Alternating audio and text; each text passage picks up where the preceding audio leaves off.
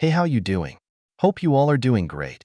As you seen in the thumbnail, in this video, we are gonna see, what if Naruto got into harem with Zelda? This is special last part 10, and before getting into video, I request you to check the author of this fanfic and show some love and support. Name of the story is The Legend of Zelda, Twilight Princess Trimmer 230 style by Trimmer 230, do check it. All details in description. And if you want next part of this series, please leave a like, share, and consider subscribe. Let's get into the video. Also check out Patreon for uncensored spicy content, link in description. Both retired, Shinobi stood in silence while Midna slowly positioned the pieces of the mirror of Twilight back in place, making them fuse back together by themselves, soon returning the mirror to its former glory. As soon as that happened, the enormous chains holding up the giant slab of pitch-black stone in front of the mirror dissolved to dust, letting the rock fall down to the ground with a thundering slam. The heavy tremor of the ground also prompted the mirror to spin towards the rock to project a huge circle of runes on its smooth surface. Did it work? Jiraiya asked with a low voice, and in answer the various concentric layers of white runes moved to turn the rock into a dark tunnel, continuing forever and with no end in sight. I think that means yes, Erosenin. Naruto answered unsure. The portal to the Twilight Realm is now open. One of the pure white sages behind them said with a solemn voice. Some call our realm a world of shadows, but that makes it sounds unpleasant. Midna answered with a sigh. That's because most of the times some is made out of stupid idiots. The blonde answered with a gentle smile. I know, if only they could see it. The twilight there holds a serene beauty. You have seen it yourself as the sun sets on this world. Midna answered with a longing light in her eyes. Bathed in that light, all people were pure and gentle. She kept saying, long lost down memory lane to even acknowledge the world around her. But things changed once that foul power pervaded the world. She then said, grimacing. It was a small relief for her to feel her partner rub her back while showing her a gentle and warm smile. It was all our doing. One of the sages admitted with an ashamed tone of voice. We overestimated our abilities as sages and attempted to put an end to Ganondorf's evil magic. Another sage added, prompting all of them to lower their heads in clear guilt. I hope you can find it in yourself to forgive our carelessness. A third sage said with a low voice, careless is pouring hot water on your hand while making tea. A moment of carelessness is when you bite your tongue while eating. We are talking about a mass-murdering maniac with delusions of godhood. That is not being careless. Naruto answered with a roar that made the sages flinch heavily. Getting angry won't fix this. Please calm down. Midna said while patting his head and showing him a small smile. No, he is right. O Twilight Princess, we beg thee for forgiveness. The sages asked in chorus, all of them bowing towards Midna. To their quiet surprise, the small smile she was showing Naruto dissolved as soon as she looked at them, turning into a mask of barely suppressed anger. She had been clearly hiding it to not aggravate her friend, but that admission alone shattered her fake smile. My forgiveness? What? So you knew? She asked, watching their bowing grow just a fraction deeper, as if too ashamed to properly answer. Sigh. As a ruler who fled her people, I'm hardly qualified to forgive you. The Twily woman admitted with a self-deprecating sigh. Midna, Naruto muttered, saddened, making her give him a dry, mirthless chuckle. Even before Zant turned me into this, I was already scared of what he had become. I never fought him, nor opposed him. And when I saw what he had turned me into, I was in way more panic than at seeing him seize the throne by force. Quite pathetic, isn't it? I was so vain that losing most of my powers as Princess of the Twilight Realm barely registered as important when compared to the loss of my beauty. What a great ruler I am, eh? She admitted, refusing to look at him. I don't find you to be that ugly, you know? Both inside and outside. He tried answering. Where do you come from? To try take away my misery even now. Last time I checked, I did not deserve this much mercy. Midna asked, smiling weakly. From a land a bit far away, we do things differently there. The blonde man answered, this time with a more sincere smile. Goddesses bless that land then. When I ran away, I managed to snatch a single piece of the fused shadows, and as I donned that, I already was formulating my plan for revenge. In our world, we've long believed that the hero would appear as a divine beast, Midna answered while caressing his cheek. That's why when you found me, you thought you could use me. Naruto said for her, making her sigh again. And I only cared about returning our world to normal. You were expendable, in a sense. She finished saying, already expecting him to be rightfully enraged and snorting amused with that annoying smirk of his, the one she oh so secretly adored and would never admit to enjoy. Yeah, because you didn't had it written on your forehead with neon letters, he said, chuckling. The cheekiness he possessed was awe-inspiring. Damn it. Hello. Living bad intentions detector here. I smelled your secret plan the moment we got the first piece of the fused shadows from that giant plant. Growing affection or not, you still reeked of manipulating bitch. Sure, to me you still are a bitch, but at least no longer a manipulating one. Yadajimai answered with a prideful expression. So, you, I knew? Yep. Gimi-chan told me everything while you were having your small existential crisis from that dirty dream you had. Naruto confirmed smirking. TT, that was a one-time incident. Midna shrieked scandalized. I won't comment on that. But what happened then? After you saw me get dragged away looking like a fox? The blonde asked. Well, at the time I had no idea the proper hero was dead, and you had fulfilled the sacred beast thing by mere chance. And I never looked too deep into it since at the time I didn't care what happened to the world of light. Not at all. No offense. She admitted, none taken as, in hindsight, we had not done anything in your eyes to warrant respect. One of the sages answered, I only had in mind to retake my throne and fixing the Twilight Realm. But after witnessing the selfless lengths that Princess Zelda and you have gone to, your sacrifices, Midna said, while pressing her forehead on Naruto's, you were ready to throw away your life to save mine, even if it was almost guaranteed that to heal me you would have died. She muttered, it's the first time I heard of this. Jiraiya said with narrowed eyes and crossed arms. It happened long ago. Erosenin, you are an idiot. My idiot.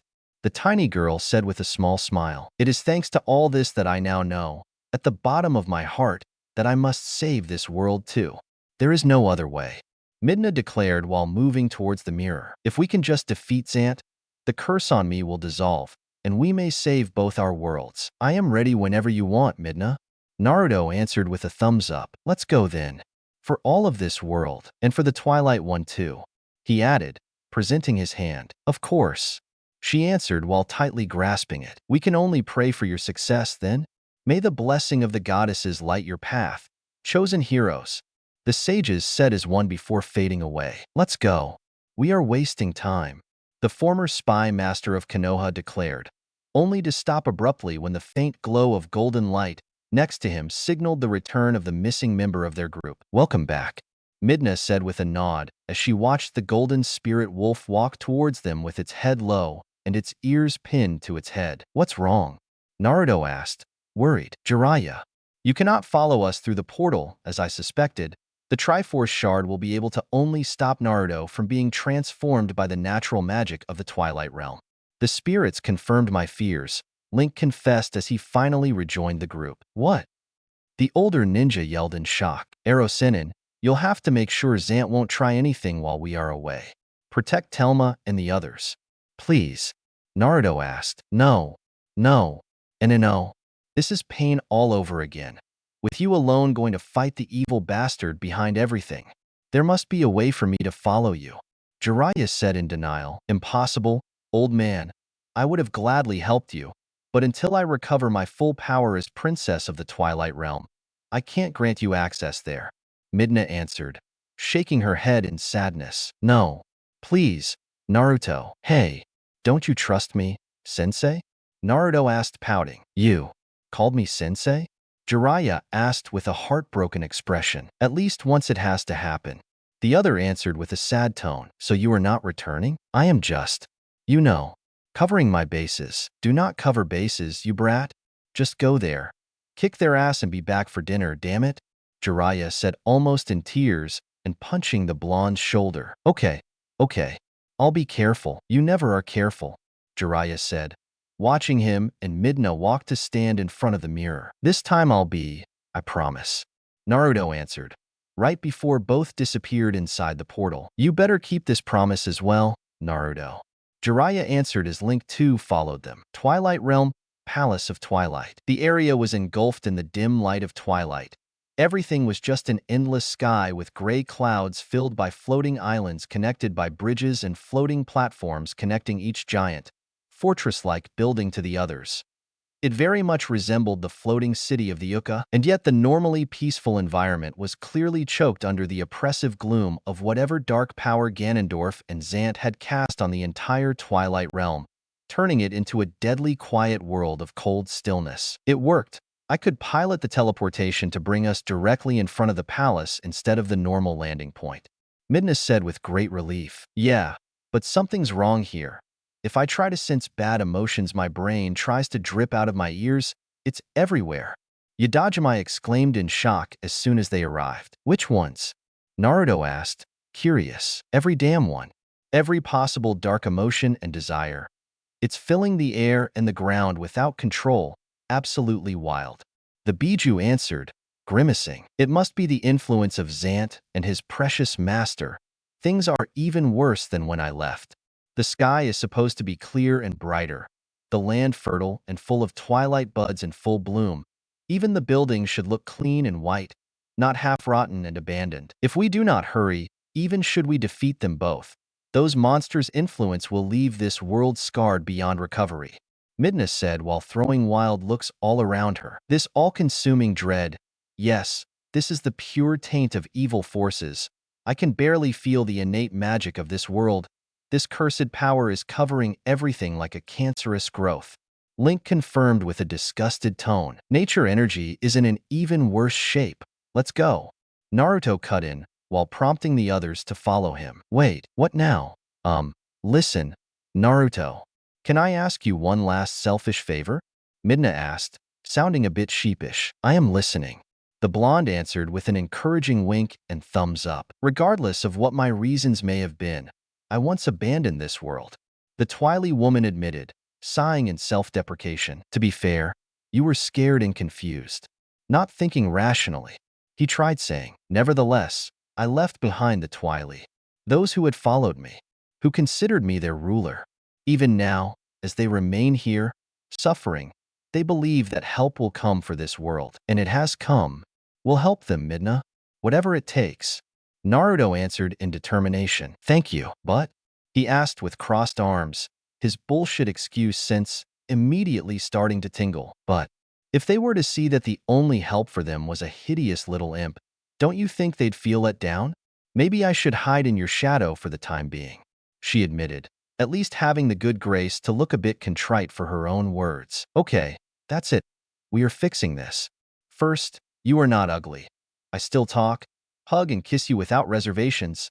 That and the things I normally do to your front and back on a regular basis should have long demonstrated that to me you are still a damn fine girl, Naruto said, making her face almost emanate light from her green blush. That is beside the point, she whispered with a weak voice. Second, you have plenty of friends back home. We never saw Telma and the others even remotely wince when looking at you. He continued, relentless. Yes, but, and more importantly, the other Twily will finally see their princess come to their rescue even while turned into a cute little imp with just a fraction of her old powers. They will see their rightful leader here to save them. They won't give a fuck about what you look like. To them you are still their beloved Midna and their last hope. They'll understand that this body you have is just a minor setback easily fixed once everything is back to normal. They won't even comment on it, I bet. They will do the sensible thing and pretend to not notice. What? The blonde asked at the raised eyebrows of the others. That was very nice, you know? Yadajime admitted. Ero Senin actually gave me some pointers in Hokage 101, in between training exercises during our training trip. It helped break monotony and making my talk no jutsu a bit more effective. He admitted with a sheepish smile. I am trusting you on this. Do not make me regret it. Midna, doing a monumental task on her part, slowly floated towards the blonde to sit on his shoulder like usual, but also clutching to his clothes with an iron grip. You won't, Midna. I promise. He answered with a proud tone of voice, and giving her cheek a small kiss as a thank you of sort. Enemies ahead. Be careful. Link interrupted them with a low growl. No. Wait. Midna yelled before the other two could charge the strange figures aimlessly wandering in front of the closest building from their landing spot. This guy isn't an enemy. They all might look different, but they're inhabitants of this world.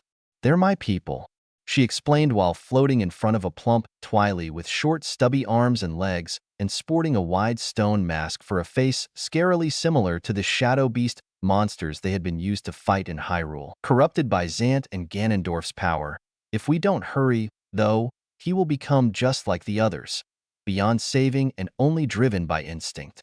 Midna said as they watched the poor thing waddle around in silent, zombie-like fashion. They don't look very lively. Link commented, they are completely under the power of those two. It's a miracle they do not need their permission to breathe. Their will has been utterly suppressed. They are slaves. See? They clearly have more important things to worry about than you being an imp. You actually got it easy. At least you have not been enslaved like them. Yadajimai said, yes, but I don't understand why twisting them all like this. Twily are supposed to be very similar to the Hylians, but with black and white skin and the stigma of our ancestors' betrayal. Why turning them all into those deformed creatures? Stigma? Naruto asked. These green runes on our bodies, like mine. She answered, showing her arms. You mean those are not tattoos? No, Naruto. They are not tattoos, even if the older generation preferred hiding their meaning from the younger ones so to not make them feel guilty if something happened thousands of years ago. Me, as the Twilight Princess, and few others still remember, it's a touchy subject. Well, it is still tasteful, he said with a weak smile. I am not offended, don't worry. Maybe Zant and his master felt the need to enlarge their army. Clearly they wished to dominate more than just Hyrule. They must be delusional enough to wish to conquer the entire world. Link said, good luck with that. The elemental countries are still jittery after Madara tried his own plan to conquer the world. They may be able to take over with that Twilight Veil thing, but they will take a damn big beating before that. Yadajimai answered scoffing. And the rest of the world too is not filled by pushovers either. That is why I bet they want to increase their numbers, even just to swarm every enemy with overwhelming numbers. Midna answered, nodding. They won't, because we will stop them first. To where? Midna? Naruto said with narrowed eyes. On the right, we are going to find the souls, our own Twilight Sons. We will need those two artifacts if we want to proceed and help everybody at the same time. Midna answered, while pointing to the small building to the side of the main plaza. Souls? Ooh. Naruto. You'll see. We are pretty proud of that small piece of ancient Twilight magic. Not even Zant will be able to corrupt it. Faye. And he defined our ancestors' knowledge weak. It was nobody's fault if he was simply too stupid to understand. She answered, smirking as she opened the door of the building and snarling at the angry red lines forming the seals on the magic arrays everywhere. TCH, they tainted those too. I bet because otherwise he wouldn't even know how to open a mere door. I prefer Twilight Green for my magic, thank you. She muttered in disdain. She is pretty pissed. Naruto thought, impressed? No shit. Yadajimai answered. Once entered the building, they saw a giant stone mask identical to Zant's own welcome them with a growl from the middle of the ample room. Gwaza!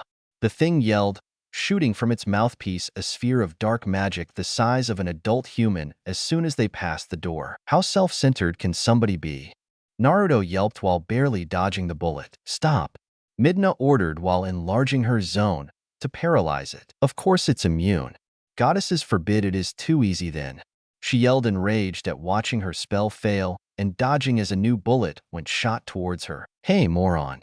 Naruto yelled from behind the mask and slamming Samahata on the thing's side, making it collapse around the blade, slamming it against the wall and watch it crumble to pieces. Dead?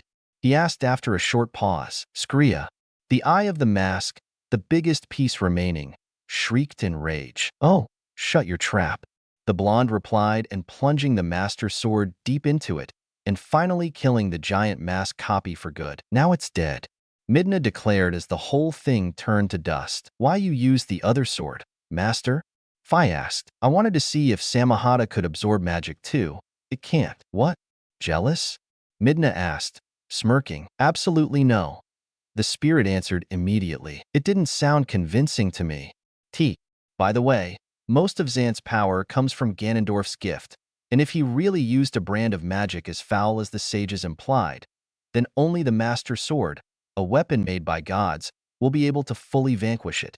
The Twily Imp explained, so I will need the Master Sword to kill those things? Eh? Not even a Rasengan will work. What a drag. He answered with an annoyed sigh, one copied by Samahata itself right after. This is a mission that requires very specific tools, but I assure you that once done saving Hyrule and the Twilight Realm, you will be free to deal with any other lesser threat in any way you wish. Link offered. Okay. The blonde answered while pouting childishly. Come on, let's move. That thing dropped a key to unlock that obscene amount of chains blocking the door to the next room. Yadajimai added, gently, cha. Clang. He really doesn't want people to find those souls. You sure they're here? Naruto asked while unlocking the door. I can still feel their presence, whatever feeble that is from me being cursed. I am still the rightful ruler of this place. The souls, or any other artifact, can't be hidden from me. Midna answered, Are those shadows watching us? Link asked abruptly, and looking very perturbed by the dark, shadowy smoke filling the entire floor of the new room, and that was somehow looking at them, or at least making them feel like being watched by unfriendly eyes. Shit. He finally perfected them. Midna cursed with narrowed eyes while biting her thumbnail. What? Shadow crystals. Remember the thing Zan implanted in you that turns you into a beast? That was the prototype, while that smoke is the final product. Shadow crystal fog. Even before he rebelled, he said he was working on a way to help us get revenge against the world of light by making them share our same misery. She explained, so it will have the same effect of the Twilight Veil? Link asked, not just the same effect. That is what he used to steal the light from the spirits and turn your world into twilight. Those bugs holding it hostage were made of that stuff. So, yes, everything touched by it will react in the same fashion, but in case of Naruto, at best it will turn him into his fox form, as the dead demon consuming seal on him is already a piece of powerful spirit magic. Even the finished product won't be able to overpower it. It's a sealing art, not magic. Naruto said, unsure. That pervert explained to me how that seal works. It summons a projection of a death god to seal the target in a way that leaves them no way to break free and escape by interacting with their soul directly. That is a textbook example of high-tier spirit magic. She replied, You can still help me return to human, right? The blonde asked, Of course, perfect. Then I will bite that thing to pieces, he declared fiercely, and jumping headfirst into the fog, turning into his tin-tailed fox form to headbutt the giant mask that has appeared right in the middle of it, strong enough to make its entire front half collapse inwardly. How will he destroy it without the Master Sword? Yadajimai asked, curious. I am currently part of Master Naruto. His own fangs and claws are being empowered by the sword's magic. He can fight as if wielding me even when turned into a beast. Fi answered promptly, Know it all. The vixen replied, huffing, Can I offer some assistance? Link said while biting down on the mask to keep it still for Naruto to freely attack with his own bites. Do you have to talk like somebody eating a dictionary? The transformed blonde asked between bites, each one causing a piece of the giant thing to fly away in tatters. Somebody has to. One day our adventure will be a tale worthy of bards and poets. The content must be elegant and acculturated. Whatever. Naruto answered with an animal shrug, and barely registering the mask's death. That one's dead, that's two. I just hope Zant was considerate enough to not make an army of these things. Midna said as that mask too turned to dust. Where is the soul? The blonde, finally returned human once out of the dark fog, asked. The compass points forward. As expected, they put it in the very last room. Midna answered once checked. What place was this? Link asked. A small guard's dormitory. So to have a couple dozen always on rotation and not leave the palace unguarded, the soul should be in the room where the beds used to be. They stripped the place clean. Even the bathrooms were demolished. And that suspicious hand thing? Naruto asked, looking at the creepy stone hand in the new room, holding tightly a sphere of light between its fingers. No, that is new, and it's holding one of the souls. The tiny Twily girl answered happily. Too much silence. I don't like this. Yadajimai commented, unease, while the others moved near the strange hand. This is all your fault. You said something? Naruto asked Midna. Not me. My lord is displeased. Bad vibes. Very bad vibes. Yadajimai hissed in alarm. In that moment, dark spikes with angry red runes appeared from underground to lock the door and protect the soul. I won't let you stop my lord. A chilling voice yelled in mad fury as a translucent Zant appeared to assault them. A ghost? Naruto yelled as he dodged. It looks more like a projection. Are you afraid of ghosts? Midna answered. Kinda, yes. Gimi-chan? So you are? What is dead should stay dead. Not come back, he muttered. I feel the same foul aura of the dark fog, as if he was made out of it. Link hissed. Then that fool is using that as a medium for his projection. To make it tangible. So, I can hit it? Naruto asked, at every word forced to dodge a wild swipe of the ghostly Zant. Yep. Another reason you don't like ghosts? Yes. Now stop talking and help me. The blonde answered with gritted teeth as a giant cloud of bat-shaped shadows joined Zant to swarm the shinobi. Sorry. Both Midna and Link answered together, only to stop after a step as dozens of spider-like things surrounded them. I fear you'll have to fight without me, Link said as imitations of monster plants too joined the spiders. I am here, Midna instead offered as soon as she joined Naruto. Use the Master Sword, Master. Fi prompted. I am trying, Naruto yelled, crossing blades with the projection. You won't stop my lord. Zant bellowed as a giant sphere of dark magic formed over them both. Shit, die. You first. The blonde growled with narrowed eyes, and in a subtle flash of the Triforce shard inside him, his body flashed into Sage mode for a split second, a short burst of power long enough for him to shatter the ghostly blade in Zant's hands and cut his body in half. Dodge. Midna yelled, pulling him away with her magic, a second before the deadly bullet of energy could fall on them, and only giving the finishing blow to the usurper's projection. So it really was made of dark fog, Yadajimai commented, watching the feeble remains of Zant melt into the same black fog they already met in the previous room. Yes, I was right. Link, limping a little, exclaimed tiredly. You okay? You left me alone against 30 opponents. Each of them gave me a bite. The golden wolf answered with haunted eyes. See, Naruto? That shining sphere illuminates this world. That is a soul. Midna, utterly ignoring Link, explained proudly. They were everywhere. I was covered in clicking pincers, most of which single-mindedly attacking only my crotch. Link kept saying with heavy shivers. So it's like the sun in my world? Naruto asked, curious. And the plants, their vines touched me everywhere. I felt so violated. Exactly. The power of the soul is the source of life in this world. It is pure power. So pure even Zant and its master could not corrupt it, but just lock it away. Midna answered. I swear one of those plants kissed me on purpose. They have tongues, you know? Plants are not supposed to have tongues or grabby vines or appendages vehemently looking for orifices to hungrily vial. This is all very interesting, but how do we use this? Yadajimai asked, interrupting both Link and Midna. Please bring this soul to the Twilight at the entrance of this world, Naruto. It should help them snap out of their curse. Midna answered. Okay, how am I supposed to? This thing doesn't look like open to the idea of sharing the pretty ball. The blonde asked. Just tear it away. We are in a hurry. The vixen answered, huffing. Don't mind if I do. The young man said, grabbing the soul with both hands and propping a feet on the giant hand's thumb. He started pulling away. NNGH.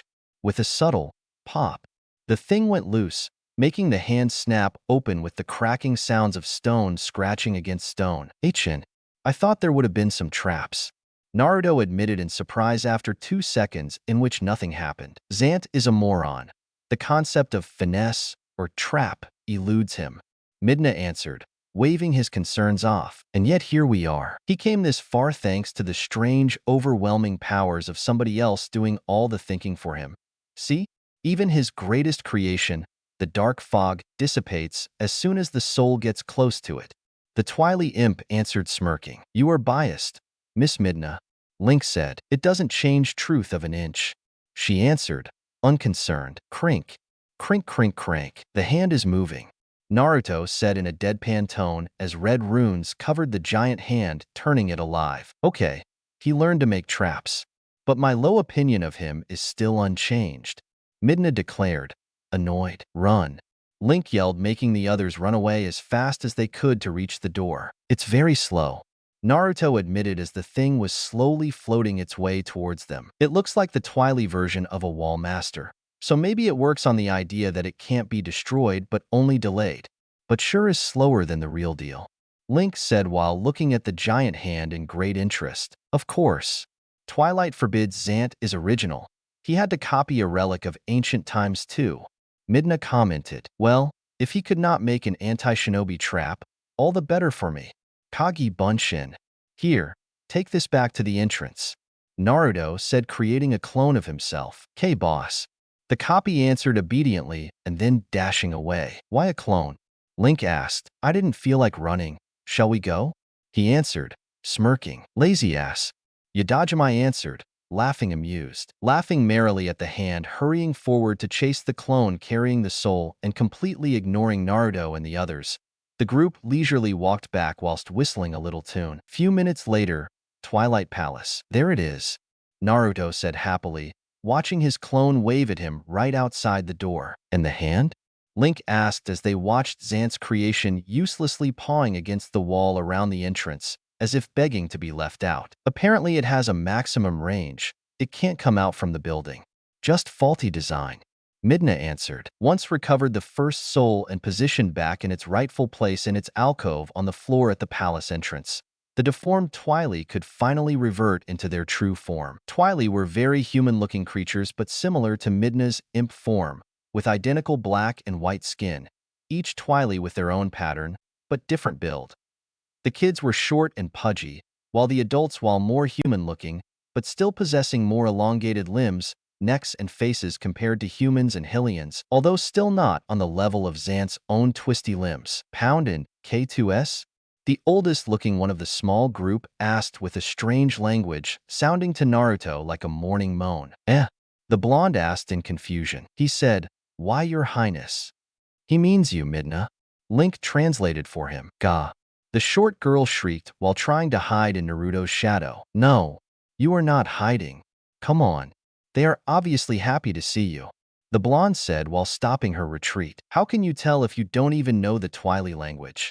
Midna answered hissing. Details. Pound and K2S? Yes, it's me. Midna admitted with a scrunched expression. Sigh. Please, be patient for a moment. Contrary to me and few others of my old entourage, they didn't learn Hylian. The tiny girl said with a sigh, before clearing her throat. Then why you did it? Probably in case their exile in the Twilight Realm was called off, so to easily communicate with the royal family of Hyrule. Link guessed. Ooh, it makes sense. The blonde replied, nodding in understanding. Pound in K2S and H hashtag 22% 2SSW. B097ST?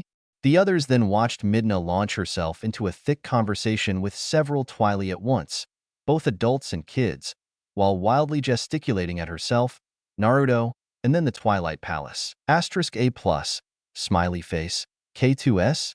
One of the kids asked, making Midna's face turn bright green while stealing a glance at the blonde. Why they are looking at me like that? Naruto muttered uneasy as every Twily present kept looking at him with narrowed eyes. Sorry, it's a very personal talk, so I am not listening it. I have no clue. Link answered with mirthful eyes. He is lying. Yadajima said. Yep. The blonde confirmed, while looking unnerved at the old woman slowly walk around him to study his body's every detail with calculative eyes. Okay. The gist of it is simple. They have no memory of what happened after Zant took over, since many were issued cursed versions of our soldiers' masks that would slowly turn them into shadow beasts. Not everybody was turned, to their knowledge, as apparently Zant was still perfecting the thing when it started, so he needed compatible Twily for the initial batch of servants. Children and women have been put aside for breeding, that the bastard called his repopulation program, to retake the world of light with a new generation of Twily once this war of his was over. He was smart enough to understand that without this he would only have shadow beasts to rule over. Hardly enough to appease his ego. The Twily imp explained. And the others? Naruto asked. I talked with one of the few that had not been issued a cursed mask but just brainwashed into compliance. For some reason that fool disappeared from the palace some time ago, but only the Twily held prisoner near the throne room would know what happened, since he was either in there or nowhere at all. And that means he was either here gloating or in Hyrule making damages. Link supplied. Precisely. He wants to be king, So he left some Twily unturned to act as servants. Those may be able to help us if we free them from their conditioning. The shadow beasts instead? In secret areas only Zant knows about, just in case some slave tried to free their loved ones from that hellish existence. Bloody typical. What about Ganondorf? Where is that asshole hiding? Yadajimai asked. Nobody ever saw him. They only know he exists because Zant would keep proclaiming his greatness every 3 sentences while forcing the Twily not transformed to worship him as their god. Midna answered in disgust. Seems pretty basic. We'll need another soul to reach the throne room? Naruto asked. Yes. Their power will be of great help to remove that wall of dark mist blocking the entrance to the palace, and it will also make returning this world to normal a lot easier. Midna answered. Let's go then. G53 and /. A short Twily kid, by the voice a girl, gently pulled on the blonde's pants to attract his attention and give him a small flower with 7 petals alternating black and white in color and with light gray center. T. You have a fan already? That is a twilight bud. It's a common gift exchanged between friends. Midna said, amused. Oh, thank you then. Naruto answered with a grateful smile and patting the kid's head. She giggled. Midna answered, rolling her eyes. Your language sucks. Yadajimai commented as the group moved forward, leaving behind the freed Twily to organize their contribution to their quest. Racist. Twily language is based on intonation, speed and pitch, not words. We speak with our hearts, not our tongue. Midna answered, huffing with crossed arms. I am not racist. Can you teach me? Naruto asked. Of course. T. You don't even have to ask. Please be careful to where you step. I don't think there is ground for you to hit if you fall from here. Link instructed as they rode a floating platform towards the second building, holding the other soul they need. Once opened the door to the new building, a room filled to the brim in black smoke welcomed them. The only way through, without being corrupted by the fog, were the shining platform of condensed green light silently moving back and forth. Now, this looks more challenging. Floating platforms over a sea of dark fog. This was supposed to be my royal art gallery, holding important pieces of our history and my own creations. Where are my ancestors' paintings and armors and weapons? The statues I made? I had just exposed my latest painting. Where is it? Midna asked with a heartbroken expression. You can paint? The blonde asked, impressed. I can paint, I can carve, and I can even make lifelike sculptures. I am a proper high-class woman. I am smoking hot, smart, a good conversationalist and well-versed in politics and all things artistic. A genius, babe, she replied haughtily. Geez, modest, aren't you? Yadajimai replied, utterly uninterested. Hey, nobody likes vain women with no brain. Naruto countered. Exactly. I fear that Zant destroyed everything to appease his hatred towards you and your family, Miss Midna. Link said, sighing. My paintings, the relics of our people. My beautiful, bold, and brash. The Twily woman muttered, sniffling. More like, belongs to the trash. Now, Guh, a bit more tactful, Gimi-chan. I'll try. Let's just move to the next room. The sooner we destroy that fool, the sooner I will take back my life, Midna declared, still moping a bit, as she hurried to open the door to the next room by blasting away the chains blocking it, not even trying to look for the key. She is learning from you, Link said with a whine. Yep. I am so proud of her. Midna-chan? Are you okay? Naruto asked once reached her, now really concerned for his partner's lack of breathing. My ballroom. The tiny girl shrieked in horror, her wailing alone scaring away the few dark fog-made bats flying around. Miss Midna? Link asked, confused. My beautiful carpets, my twilight mahogany tables, and crystal chandeliers.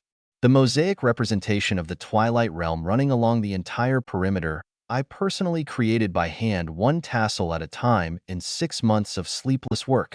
All gone, the imp bellowed in despair, grabbing Naruto to bury her face on his chest and cry fat tears of sorrow. Midna-chan? There are shadow beasts. He tried saying. Who the fuck cares? My beautiful ballroom has been stripped clean. I have more important things to worry about. She replied, sobbing. Link-kun? Yes? The wolf replied with narrowed eyes, immediately smelling the bullshit behind the kun suffix the blonde added to his name for the first time since they knew each other. Why don't you help Midna-chan recall how beautiful her ballroom was while I take care of the shadow beasts? Thank you, Naruto offered while peeling Midna off his chest so that she could latch to the spirit wolf to wail again while he ran towards the shadow beasts to fight them. It is horrible.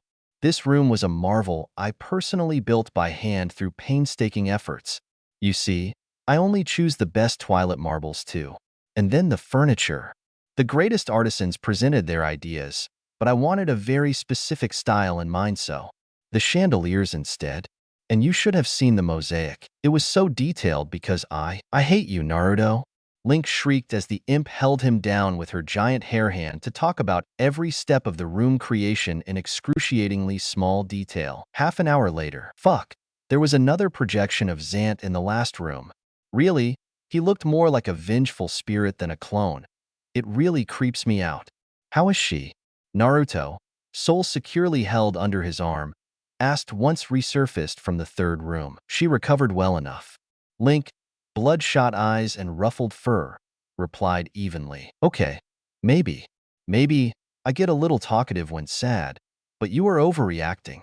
Midna added with a contrite expression, flinching a little from the heated glare she received in answer from the wolf. You talked non-stop for half an hour about the kinds of wood you wanted to buy for the furniture of this room and how you personally knitted the drapes on the walls, among other useless drivel. Your mouth was a bottomless pit from where an endless stream of words surfaced like a raging river to bloat out creation. I felt my soul being crushed under the sheer weight of your talking. It was the longest 30 minutes of my existence. A bit talkative, that is all. Midna confirmed with a small voice while returning to sit on Naruto's shoulder. Well, in the meantime, I fought another ghostly Zant and recovered the second soul. The hand should not be a problem this time. Naruto answered with a gentle smile. You sure? Midna asked. Yup. Inside the room, the poor hand was submerged under a mountain of Naruto clones, to the point it could not move of a single millimeter, making it whine non-stop in despair for the unfairness of the whole thing. Shut up. The mountain of clones answered as one, making the hand whine louder. Back to Naruto and the others. You were careful, right? You didn't damage my pool table in there, right? Midna asked with big, crazed eyes. Because my pool table was there, and Naruto, and my jacuzzi, and my 70-inch plasma screen TV with Dolby Surround System 2? Zant did not take my Switch, my gaming PC and Anniversary Edition PS5, isn't it? That room was not just as empty and bare as these were. Am I right? My secret hobby room has not been raped like the others, right? Surely the only thing that helped me keep my sanity in the bureaucratic hell that is being a princess is safe. Midna asked with her voice getting higher in pitch at each question. I'll see for myself, she said, hurrying toward the last room. Midna. No, Kai. Yeah. 10 minutes later. Thunk. There. This is the last soul, Naruto said while positioning the last soul next to the other in the marked plate on the floor, right in the middle of the plaza, soon summoning a green circle of runes around each soul and a third one around them both. I detect a strong magic resonance from within the runic circle, Lord Naruto. It seems to be compatible with the Master Sword. There is a 98% chance it is the will of the souls to interact with the sword. Fai's voice came from the blade. In a good way? He asked. Yes, Master. By the inscription, it should be a strengthening enchantment. It is possible it will give the Master Sword a similar cleansing power of the souls while inside the Twilight Realm. Here comes nothing then, Naruto said while stepping inside the circle while holding out the Master Sword. Furwum, with a gentle chime. A golden aura surrounded the blade, giving it a luster just as magnificent as the sun itself. It means that the guardian deities of this world too are smiling upon us. They are giving us their blessing to banish the evil plaguing this land. Link declared happily. It means that you are a true hero, and that now you can banish any shadow Zant has cast here. Midna muttered as she rejoined them. Feeling better? Naruto asked in concern. As my people said while consoling me, material things can be rebuilt. Once this is over, I will start anew. What's important is that everybody is safe. She answered sighing. I will help you, I promise. The blonde said with a nod and a smile. Thank you. Now, with the help of the soul's power, Your master sword will be able to cut through that stupid wall of dark fog, stopping us from entering the palace. Are you ready? Always. Midna-chan. Onward then. AN%/pound $. One of the Twily yelled, making the others nod. What did he say? Just to be careful. Midna answered with a bright green face. Just that? I feel like you are hiding something. Yadajime asked with narrowed eyes. Just drop it, please. Link begged. Fine. Like hell I will admit, he said. Be careful, Princess Midna and Prince Naruto. It's still a bit too early to show my hand. The tiny girl thought, shaking her head in annoyance. Having cut away the thick wall of living fog blocking the entrance, Naruto and the others could finally set foot inside the Twilight Palace, shivering a little from the unnatural silence that welcomed them as soon as the door closed behind them. The place is full of that fog, Naruto said with a low voice as he saw that smoke disappear as soon as the empowered Master Sword got close to it. And crawling with bugs, Midna added, watching her companion dispatch those critters and the plant-like things also crawling out of the dark crystal fog. Other two souls? Link asked. Copies of the original ones we left outside. They are used as power source inside the castle. Zant must have removed them to stop intruders. Since he can teleport freely, he doesn't need them. Another power he stole from you when he banished you? Naruto asked. Yes. She answered bitterly. Once positioned the two spheres to their normal station, a long ramp of stairs detached from the floor. I am no architect, but this place it seems awfully complicated to navigate. Yadajime commented. I remember you that when this palace was first built, my ancestors were still conquerors and magic users with even too much thirst of power that had just been banished into another world. In their paranoia, they planned all this with the thought that should the people in the world of light come here to kill them, they would have to sweat to get them. Midna answered. So the design of everything is all about buying time should the enemy breach the defenses and enter? Link asked. Precisely. Charming. Naruto answered, grumbling in annoyance, as not only another giant floating copy of Zant's mask appeared in front of them, but it brought with it not less than other 5 similar masks as a backup. I hate that Zant bastard. The blonde shinobi muttered with clenched teeth as the 6 masks attacked as one. The only solace was that once used the Master Sword, thanks to the added soul power, it took only a single plunging of the blade in the mask's forehead to kill them for good. After a long, unnecessarily convoluted riding of floating platforms, upper floors. This is not paranoia. This is mental illness. You can't have guests go through all this, along playing guess which platform is the right one every time they come to visit. Naruto said, as he finally guessed the right combination of moving platform that brought him to a new door. To be fair, this not the norm, is Zant's fault for putting the palace in siege mode, activating the time switches and other delaying mechanisms, like having the stairs disappear into the walls and floor and be switched with super slow platforms, for starters. Midna answered with a sheepish smile. Yet another reason for me to kick his ass. How many are there now? 11 bazillion. Smartass. On the bright side, at least we found the key to the boss room.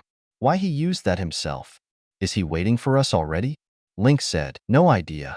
The blonde answered while patting the giant spiky lock holding the door to the throne room closed. Ready? As ready as I can be at this moment, Naruto. Let's just deal with this once and for all. Midna answered, letting out a stuttering long breath. Let's go retake your throne, Pipsqueak. Yadajime offered with a smile, looking a bit forced. I am ready, Zant, Naruto said once the lock was undone, letting him free to force the door open faster so to barge inside. Nobody answered. Nothing moved. It was still the same haunting silence. He is not here? Midna asked aloud, incredulous. What is that? Link asked, pointing with his snout at the throne. Empty safe for a discarded robe and mask. His clothes? Naruto said. And his mask? Yadajime added. Why he left those here? Midna asked, angrily tossing the mask away and watching it clatter against the wall and floor in a cloud of dust. That is not dust. Those are ashes. Naruto exclaimed with wide eyes. Clothes and ashes. What has Zant done? Link wondered aloud. Percent dash and 7G. A small voice answered, its owner hiding scared in a corner of the room, hidden behind the throne. What do you mean, dead? Midna roared, making the small Twily kid shriek and hide a bit more behind its corner. Midna, calm down, please. Who killed him? The tiny girl asked. TCH. Once this is over, I will make Hylian obligatory. HS and percent slash B? V? She asked again. R $3 percent slash pound BS. 6 FSVT 7% $S. 8 slash J. The kid answered, trembling. A very big man, scary and imposing, pierced his chest and turned him to ashes, and then left the clothes and masks there to mock what remained of Zant. An handful of ashes, Midna said, with empty eyes. When did it happen? 67% pound and dollar. And percent? Y percent and pound HD equals. So, pretty much right after our fight in the Arbiter's ground, as soon as he escaped and came here. He was killed by his master for his latest failure. Midna muttered, still shocked. He is dead, Midna. For real. Naruto said, I got that part. But then why am I still reduced like this? Midna bellowed furious, her scream echoing deafeningly in the whole room. That curse was put there by my master. By a god. Zant's words echoed in everybody's mind at that, making Midna's eyes gain a veil of moisture that broke Naruto's heart. And $5 and percent pound forward slash. The small twily kid muttered while presenting to Midna 3 very familiar pieces of richly carved rock. The fused shadows. Midna gasped in shock, and accepting the 3 pieces with trembling hands, and feeling those same pieces fuse with her body and mask, disappearing inside her. It's not gone. And not even the fused shadows. I am still an imp, Midna muttered, choking on her words and overcome by full-body shivers. Come here, Naruto whispered while hugging her close and caressing her back slowly and gently. That power is mine. The throne is mine. A cold voice shrieked in anger and anguish. Zant. Midna roared in fury as the projection they believed was plaguing them was instead the literal ghost of the usurper king still haunting them. My power, my power, my power. Shut up about wanting power for once in your miserable life. You do not deserve power. You deserve nothing. You just steal and steal and steal. Your master killed you, and yet you still are raving about his greatness. 2 worlds are suffering because you, a spoiled little brat, could not have the toy he wanted. You are a miserable, useless bastard. Midna, finally reaching her breaking point, roared, making even the ghost recoil a little. If I can't have the throne, nobody will.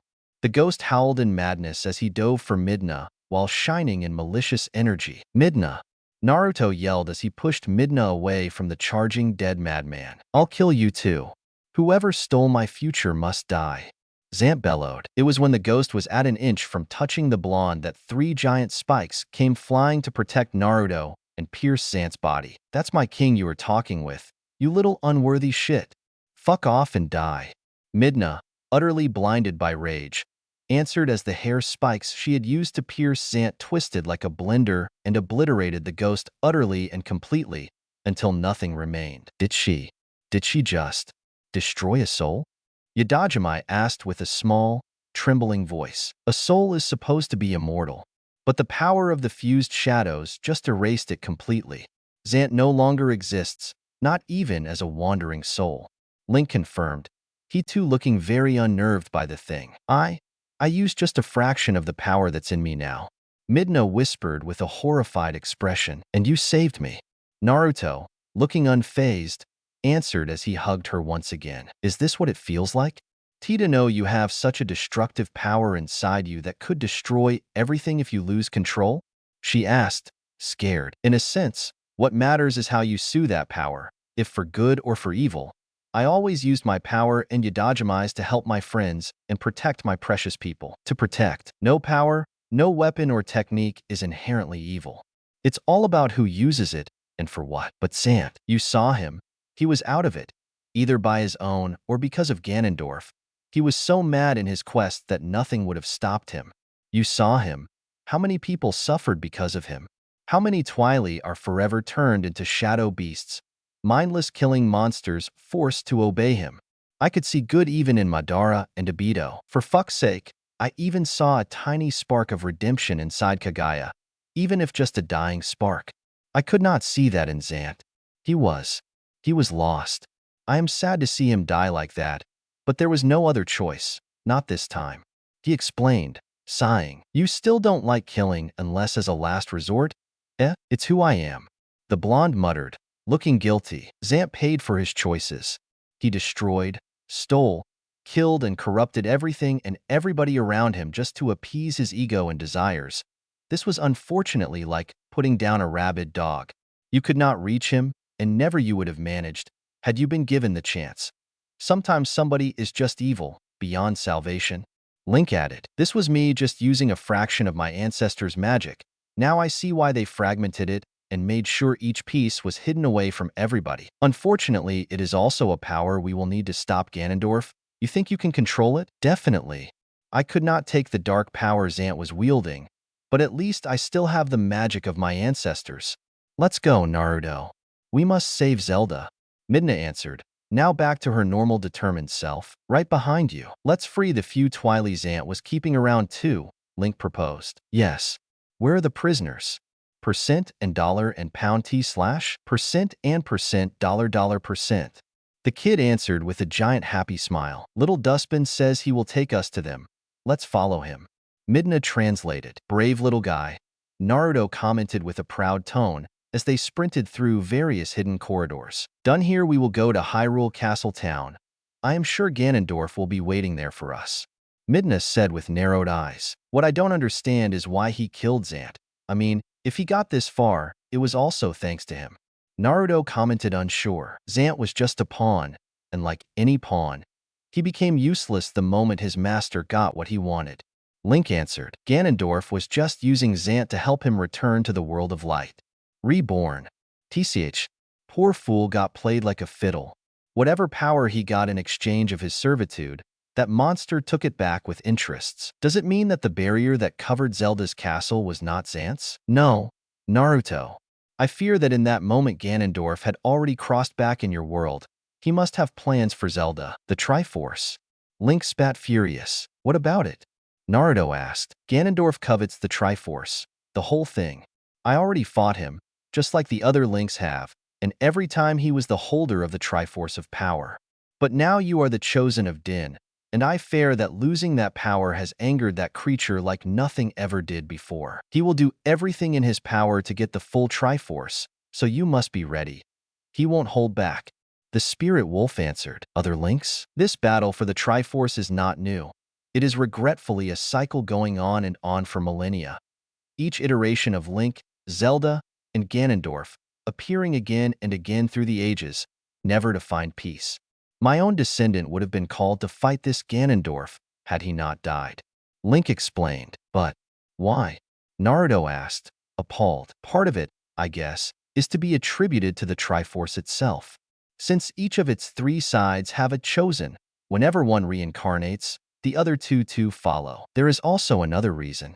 The Master Sword added. Lady Fi, I was there when the cycle you speak of started. The evil entity that used to be sealed inside the Master Sword and that I was tasked with purifying and exorcise. The Demon King known as Demise, at his death, proclaimed that he will one day return as he was hatred incarnated, forever cursing the young man that defeated him in the reincarnation of the goddess Hylia. There is a 99.8% chance Ganondorf himself was born as a personification of said curse. Fi said, that sounds a bit creepy. Yadajimai admitted, I can present you a recording of that day.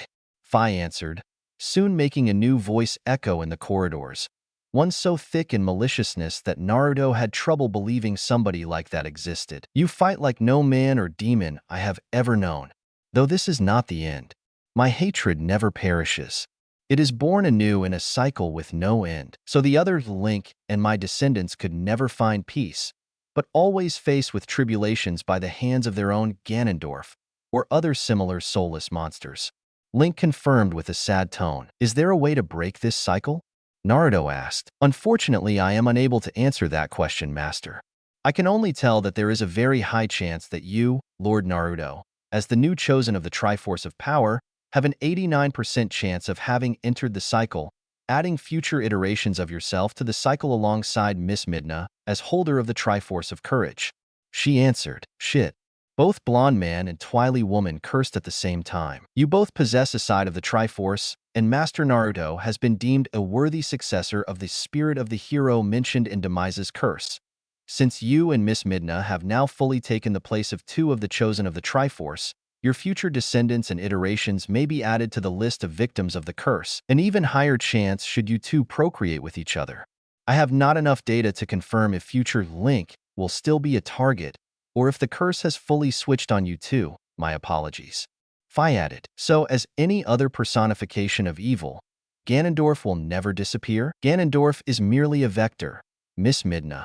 It's the pure essence of demise, evil, that keeps returning in new shapes, most of which Ganondorf, because it represents it in its purest form, and if evil returns, then the holder of great wisdom and unshakable courage shall also return to maintain balance. Balance, eh? Always something about balance and fate. In the end, not even I can break free from that. Well, I guess I can kiss my retirement goodbye then. Like hell I will let some bastard do as he pleases just for the avols. If I really join this cycle thing shit, may as well do my part. Naruto declared, spirit of the hero indeed. Link answered, proud? Then I guess I will need to hope to join the cycle too. You Naruto need a Midna to keep you in check after all. Midna added, smirking, me too, you assholes. I will join by force otherwise. My vessel/mate won't go anywhere without me. Yudajimai growled in answer. As the group of heroes moved to free the last imprisoned Twily, unknown to them, the wheels of fate kept turning and turning, welcoming the new parts, joining that ancient movement flawlessly, and adding 3 new pieces to the endless battle between good and evil. What do you think, Faror? Din asked. That bastard's curse is not easy to break, even if at each cycle it weakens, and especially now that the last fragments of demise inside the Master Sword cease to exist. It will take a lot of time before we will be able to fully null it. Faror answered, it's a curse on the bloodline of the goddess Hylia and the spirit of the hero. As long as either of the two exist, Demise's progeny will keep crossing their path, either as Ganondorf or any other evil entity. We can just help them by making sure our new hero of power and the Twilight Princess will enter the cycle as their allies, so that their future descendants/iterations will join forces against evil. Nehru said, correcting both her sister with a somber tone. That we can do. Let's see how long those beasties last against the holders of the 3 sides of the Triforce. Din said smirking. Well said, sister. Well said. Faror answered with an approving nod. The former shinobi had finally reached the deepest level of an underground system of caves called Cave of Ordeals, having received a challenge of sort from the Great Fairy herself, through a small fairy that was waiting for him just in front of the Mirror of Twilight in the Arbiter's grounds. The Queen of all Fairies had apparently decided to lend a hand for the final fight against Ganondorf, but in order to show his worth and gain the trust of the fairies, Naruto had to leave everybody outside except for Midna and go through an underground gauntlet of sort and fight his way through replicas of every monster he had met during his mission in Hyrule, and show both his power and wit to reach the deepest level. Now there he was, standing in front of the short woman with ethereal giant wings seemingly made of solidified light, and between her airy way of speaking, her being stark naked except for her absurdly long mint-green hair barely covering her bits and her propensity for caressing, hugging, and all around molding her entire body to his while talking. Midna and Yudajimai were making it hard for him to hear her words. You cleared many ordeals. Impressive, the fairy said with a gentle smile while once again tenderly caressing the blonde's cheek. Thank you. Naruto answered unsure. The second she gets on her knees, I am taking over your body to behead her. Yudajimai growled out with narrowed eyes. In praise of your courage and power, I will give you this blessing. The Queen of Fairies declared. He doesn't need your blessing. He doesn't need any blessing from any scantily clad, loose women and umph. Midna's vitriolic answer went cut short as the same light particles normally orbiting around the human-sized fairy gathered around her mouth to force it shut. Acting as if never interrupted, the great fairy closed her hands as if in prayer, and when she opened them again, a small bottle filled with a mysterious pale pink liquid appeared between them. She then took both his hands in hers and gently closed them around the floating bottle before leaning her forehead on his. Drink this, and you should be able to clear any difficulties that you might encounter ahead. It will heal your wounds and increase your strength for a short amount of time, she whispered, before giving him a mischievous wink and a lightning-fast kiss to the tip of his nose, thus gaining the ferocious roar from both Bijou and Twilight Princess she clearly planned for. Thank you? Looking extremely unnerved by the whole thing, Naruto gave an unsure smile to accompany his answer. If you ever need my assistance again, visit any spring. I'll be there waiting. The Fairy Queen said while taking a step back and commanding a blinding light to shine around the shinobi. Whoa! Many on the surface cry out for one with powers like yours. The fairy voice now was echoing heavily as the cave of ordeals slowly faded away around Naruto. You must go back. The voice was now a mere whisper as the blonde finally disappeared from the solitary, dark cave. Thank you for everything. Naruto barely had the time to say before leaving. Have you done as I asked you?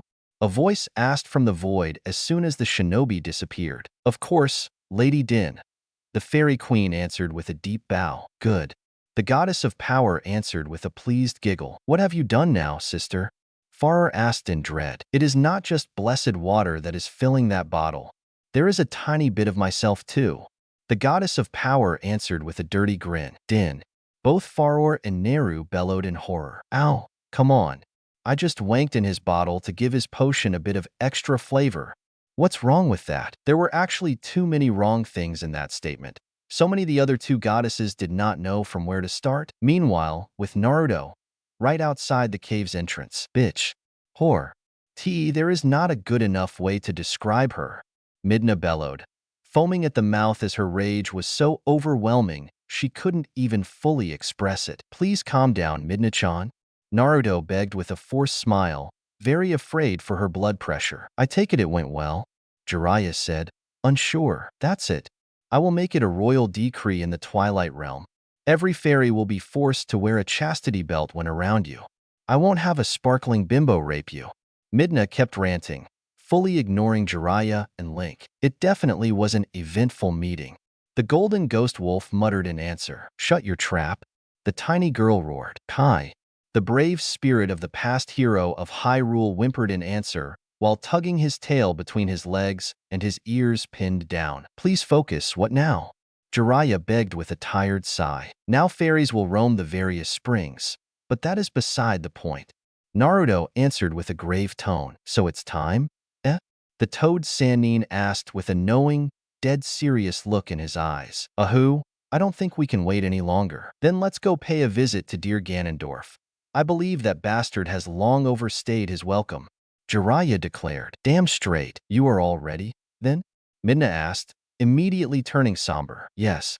Both shinobi answered, zero hesitation to be seen on their faces. Okay.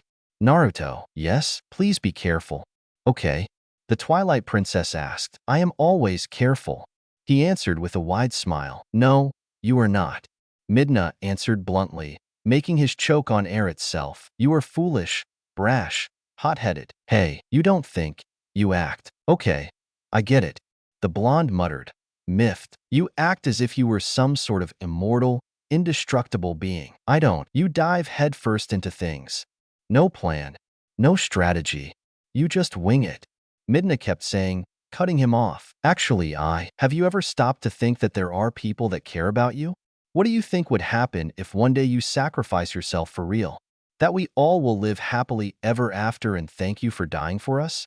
Midna asked, slowly floating towards him until they were face to face. Maybe? No, you moron. She answered harshly, taking away her stone helmet so to push her forehead on his. I can't speak for everybody, but I will certainly not like it. I already tasted what it means to live in misery when I became like this, and I don't want that feeling to prolong forever. So you now will promise me that you won't take risks nor sacrifice yourself in some stupid chivalrous plan. We'll go there, defeat Ganon and get home together, to the Twilight Realm, and once there, I will smash that damned mirror to dust so that nobody will ever bother us again. Screw Zelda, screw Hyrule, and screw the elemental countries. Ilya can even tag along for all I care, but you have to be there by my side, so no martyrdom. Got it? She hissed, nailing him in the eyes with a ruthless stare. Sigh. Okay, he answered, sighing tiredly. I know you do this because you care about your friends, that you prefer your life being in danger instead of theirs, but pretending for us others to be happy about you throwing your life away is selfish to the extreme. I don't know how things work back in the elemental countries, but here we value our friends' lives as the treasure they are. If it was up to me, I would have took you, Ilya and the pervert in the Twilight Realm and sealed off every entrance completely and left this place to burn in the mess they created. But I know that you would have been miserable then at knowing that you could have done something to save this place instead of hiding, and I want you to be happy, even if it means fighting alongside you against a monster with God complex in a suicide mission, Midna declared, giving him a little kiss before re-wearing her helmet. I'll be careful, but you must promise me that if things get harsh, you will run away. No.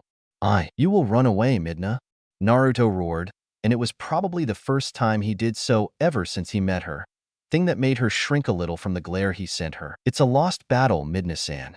You say you would be miserable if he dies for you? Well, I think it's clear that the sentiment is mutual. If he survives and you don't, well, I fear grief will then make sure he will join you soon after. After massacring whoever, or whatever killed you, of course, Jiraiya answered, making the tiny Twily imp look down with a way meeker expression. Oh, she muttered while moving to sit on the blonde's shoulder. I love you. You pain in the ass. Naruto admitted, frowning annoyed. Love you too. She muttered, uneasy. What about me? Yadajime asked. This rivalry of yours has gone on for far too long. It was funny at first, but now is annoying. Learn to live together. He answered, the three of us? Yes, because I am a selfish asshole. He answered, nonplussed. So we have no choice? Midna asked with a weak smile. No, the blonde answered. T. And what makes you think we will go along with that? Midna asked. Because I know you already planned for it. At least you and Yadajime are on board with it, and are just waiting to see what Ilya thinks about it. How?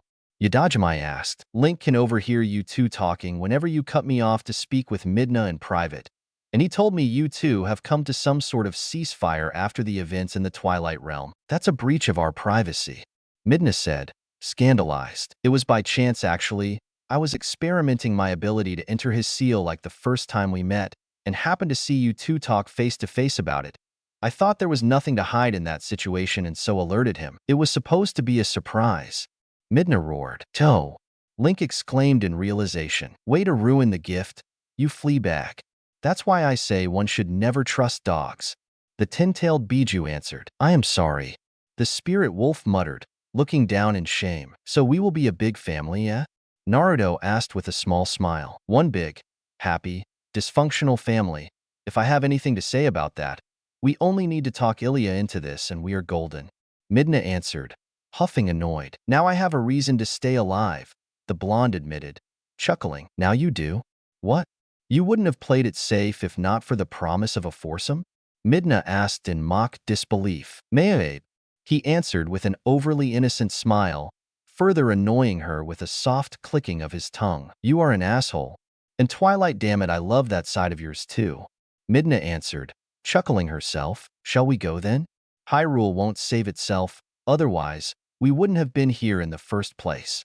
Jiraiya asked, smirking amused at how his beloved pupil could ruin the solemnity of any moment just by virtue of existing. Yes, we shall. Let's go, Naruto. We have a kingdom to save. Midna declared as a twilight portal flared to life above the group. Together, Midna, the blonde answered as they all turned into black particles to dive inside the portal. Barely an instant later, Hyrule Royal Castle, Throne Room, Ganondorf, a green-skinned man of imposing height, was sitting in wait on the throne normally reserved to Zelda with a frown on his face, looking at the empty room in front of him with narrowed eyes. He is here. The tyrant muttered with a growl as soon as he felt the few weak sparks of the Triforce of power Din left him agitate with a feeling similar to longing, as if that weak power wanted nothing more than to leave the male Gerudo and join the rest of the Triforce shard inside the shinobi. And his rage picked up once again as soon as he thought about that. Come to me. I want to tear out your heart with my own hands. This land and the Triforce belong to me, Ganondorf declared with a snarl. At the same time, Hyrule Castle Town, in front of the barrier covering the castle. Hello, Shad. Ashi. Naruto called out as soon as he saw his two other friends. Naruto, you are here. Shad exclaimed in surprise. We have come to take the barrier down. The blonde answered with a thumbs up. You can see it? Ashi asked. Clear as a day. He answered, frowning. Any idea how to smash it to pieces? Or just opening a hole in it? Shad asked, curious. A piece of ancient Twily magic, one with power that is hard to match. Midna answered as the pieces of fused shadows started floating around her. This is going to get ugly, Shad. You and the others are better to vacate as much of the town as you can. Jiraiya asked. We'll go to Telma and alert her. We all will try to help the guards evacuate as much people we can. You others be careful.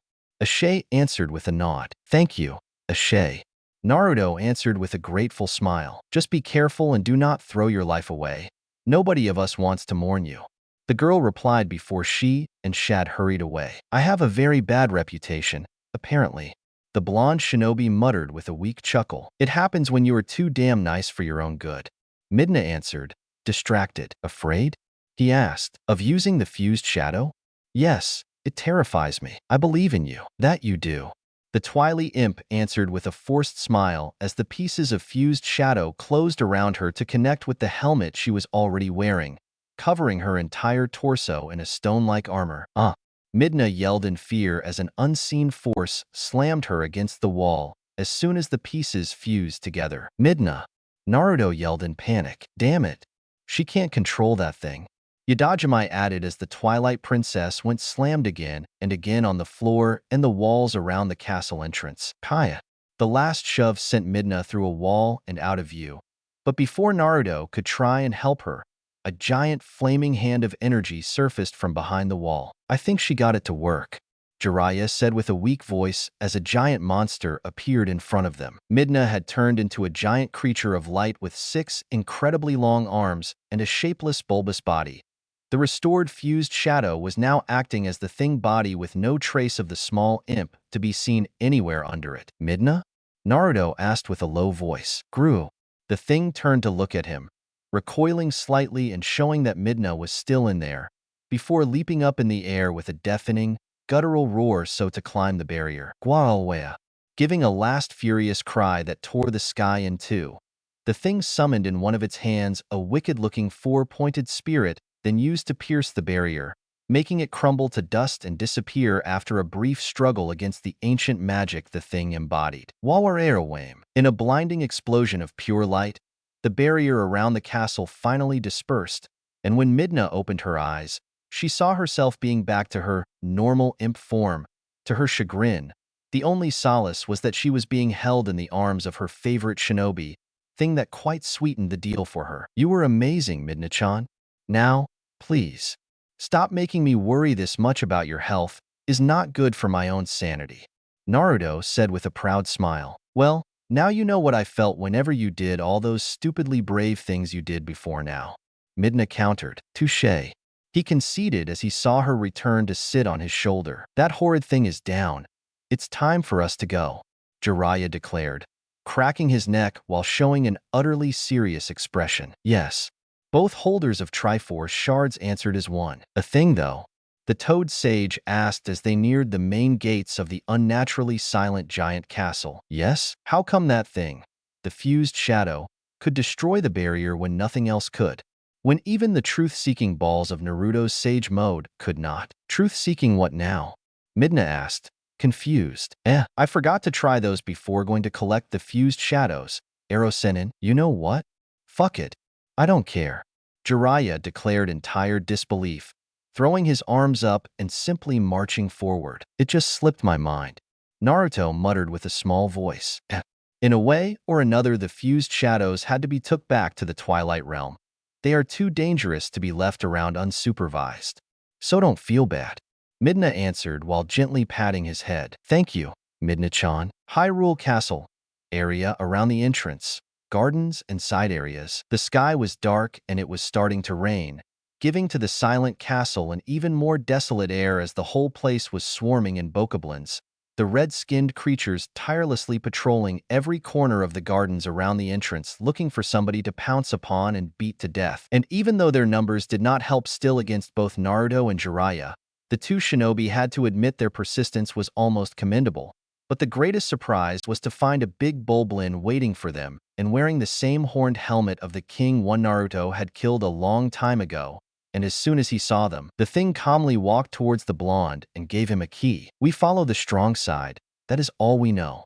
The new bokoblin chief said with a gravely voice before jumping on a huge bulbo and riding it towards the exit, never looking behind before disappearing from view. He talked? Midna asked, shocked. I guess the current leader of the Bulblins saw in you that strong side, Naruto.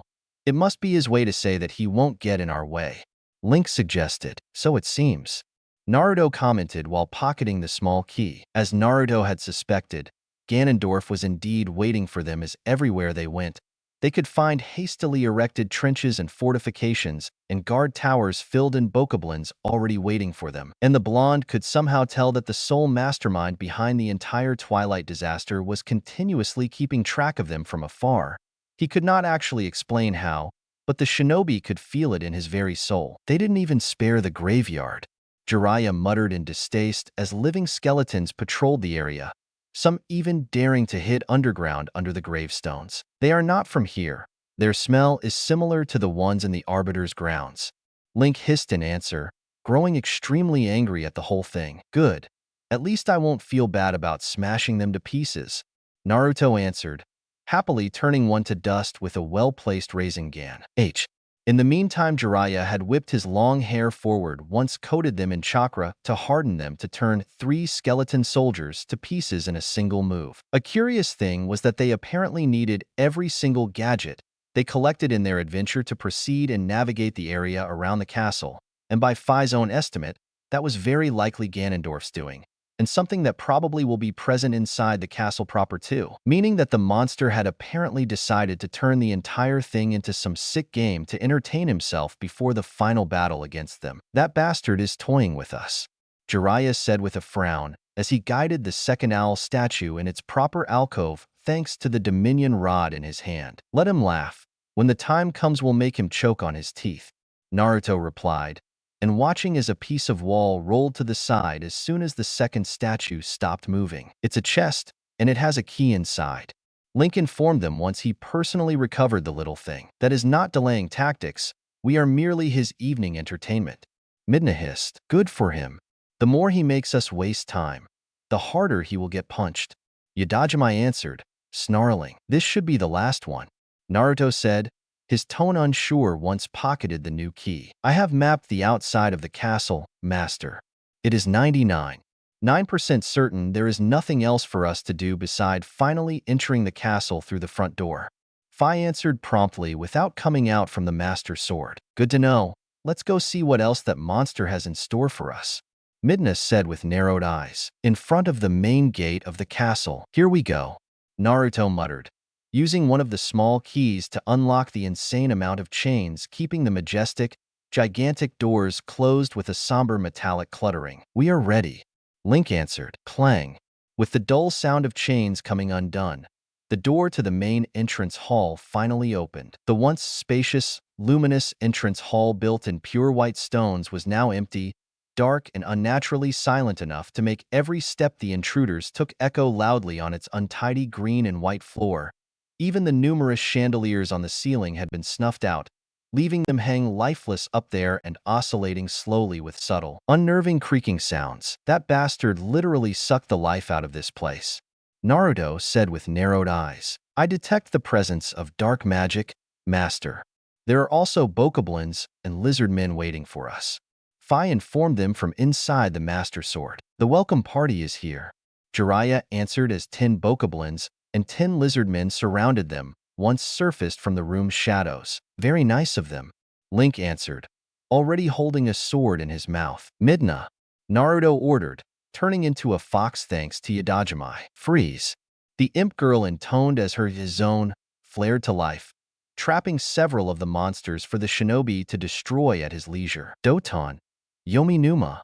The toad Sannin in the meantime momentarily turned the floor into a swamp to bury several lizard men up to their torso underground. Now, let's play whack-a-team, Jiraiya then said, unsealing the ball and chain while showing a sadistic smile. Gwoo. One of those lizard monsters whined in answer. Oh, wah. Link, at the same time, dashed through the bokoblins, tearing them in half or just removing limbs left and right. It took barely 5 minutes, but in the end the room was cleared of those monsters and the others that had been attracted there by the howls of the ones already fighting. Hoo-hoo-hoo-wahahaha. As soon as the last monster finally died, a low, disembodied evil laugh echoed inside the room, soon followed by an austere clapping of hands that caused every candle of the chandeliers and various torches at the wall lighted up at once, finally bringing some semblance of warmth back to the hall. It seems like our host was pleased with the show, Midna commented dryly and with a frown. The stairs have been transfigured into becoming part of the floor and walls, master, just like most of the doors. I suggest to climb the wall to reach the only door left. Phi said, he is leaving us with only the path towards him. Even he wants this thing to last as little as necessary, so no wandering for us. Link answered, will everything be back to normal once dealt with him? Naruto asked, based on my knowledge about curses of similar entity, there is a 92% chance of the castle returning to its original state as soon as Ganondorf has been destroyed, master. Phi answered, even should that not happen, it would just mean building few ramps of stairs and rebuild few doors. Compared to eternal slavery, a bit of carpentry is nothing. Jiraiya offered with a kind smile. Once climbed the wall and reached the next room, a solitary Darknut was waiting for them, already brandishing a giant sword and thick shield. Need some help? Midna asked. No, I can take care of him myself, thank you. The blonde answered while cracking his knuckles and neck, growling. The cursed soldier answered by lifting its shield up and reading its sword. Bring it, the shinobi bellowed, sprinting towards the soldier and turning his run into a sliding kick midway, sweeping the monster's foot away so to make it fall face down on the floor. With a short growl, the blonde grabbed the Darknut from behind, circling its torso with his arms and hauling it up in the air to slam it headfirst onto the floor with a German suplex, splitting its helmet in two and demolishing its shoulder guards and gauntlets. Guo! The cursed soldier hurried back up to its feet to give a brutal forward thrust with its sword, scrye, sliding a kunai out of a sleeve, and with a giant shower of sparks, the hero of power deflected the monster's sword to the side, forcing the soldier to lose balance. Rasengan! With a fierce cry, Naruto thrust forward with his free hand, already holding the spiraling sphere of chakra, slamming it in the middle of the shield the Darknut had tried to use in a desperate defensive maneuver. The cursed metal of the shield seemed to faintly resist the attack, but when the Triforce marking on the blonde's hand lighted up, turning the Rasengan from chakra blue into a flaming gold color, the slab of ornate iron went immediately turned to shreds, having been obliterated along the arm that was holding it. Gwawa!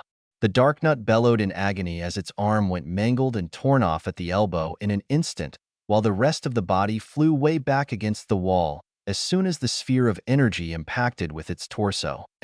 Ninja techniques plus divine power. I would have been pissed if that did not work.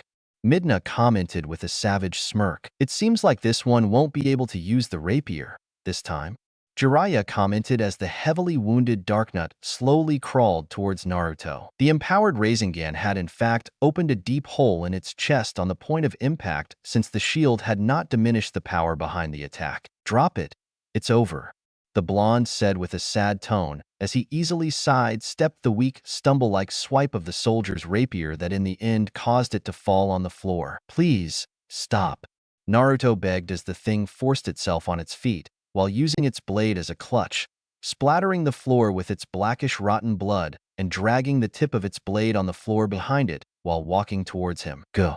The thing growled tiredly, barely managing to raise its blade from the floor to give another slow, weak swipe that made it stumble on its steps. Naruto, let him rest.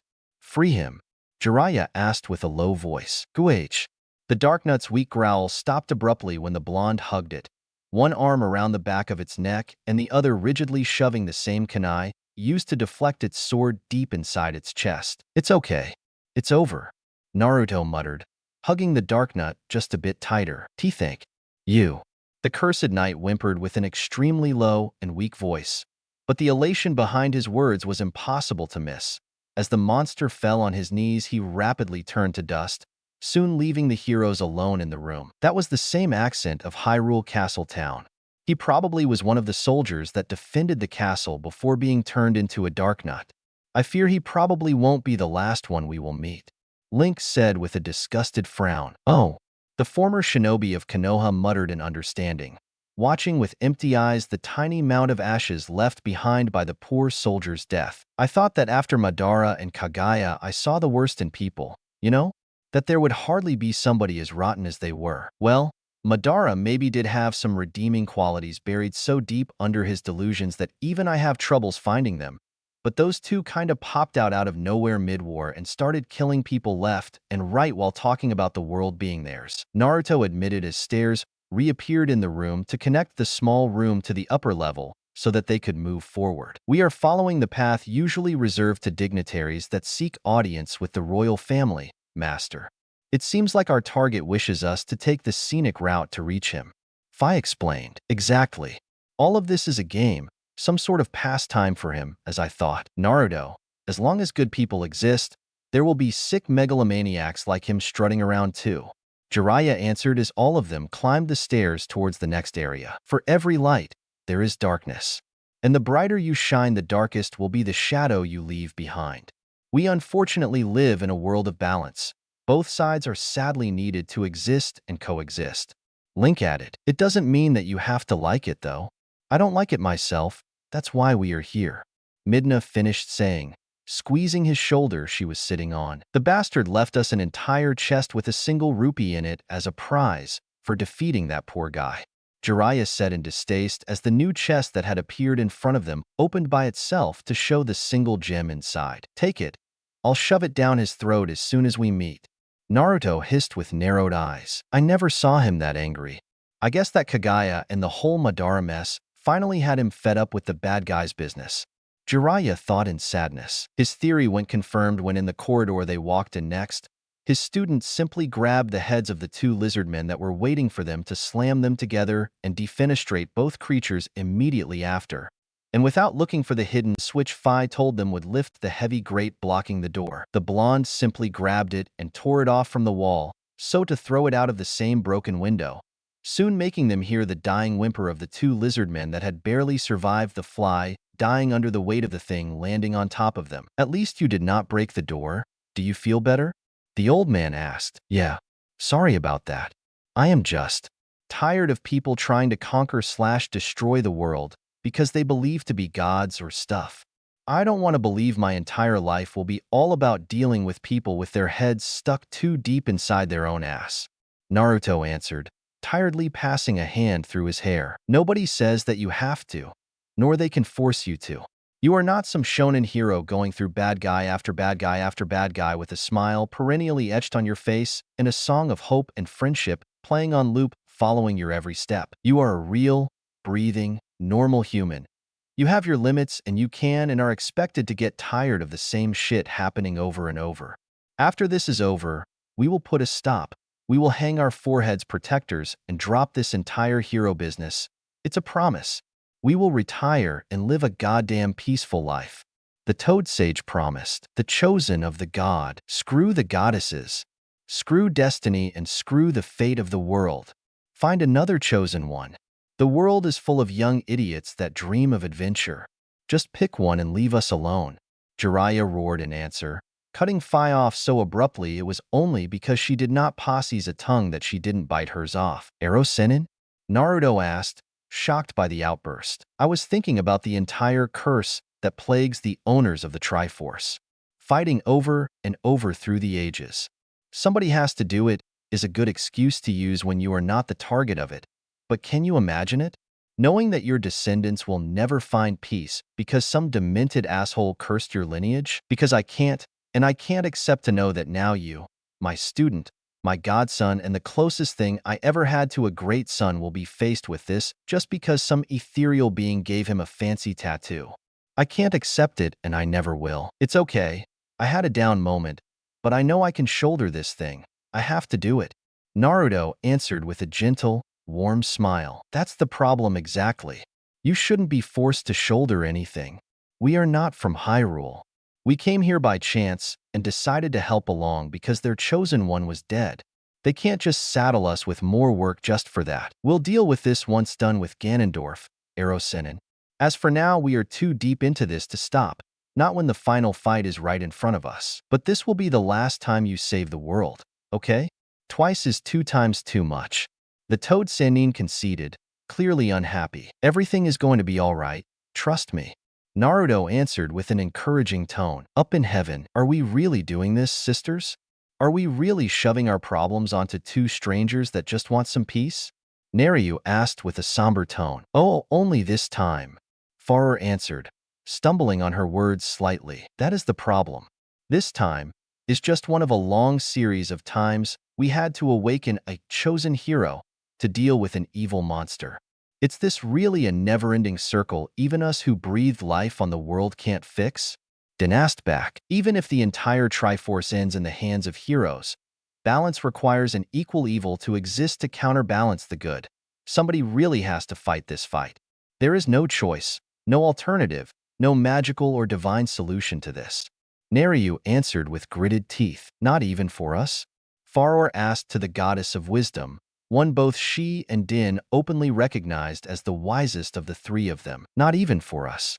Demise was born as a shadow generated from our mother's light. In a way or another, his evil must exist in some form.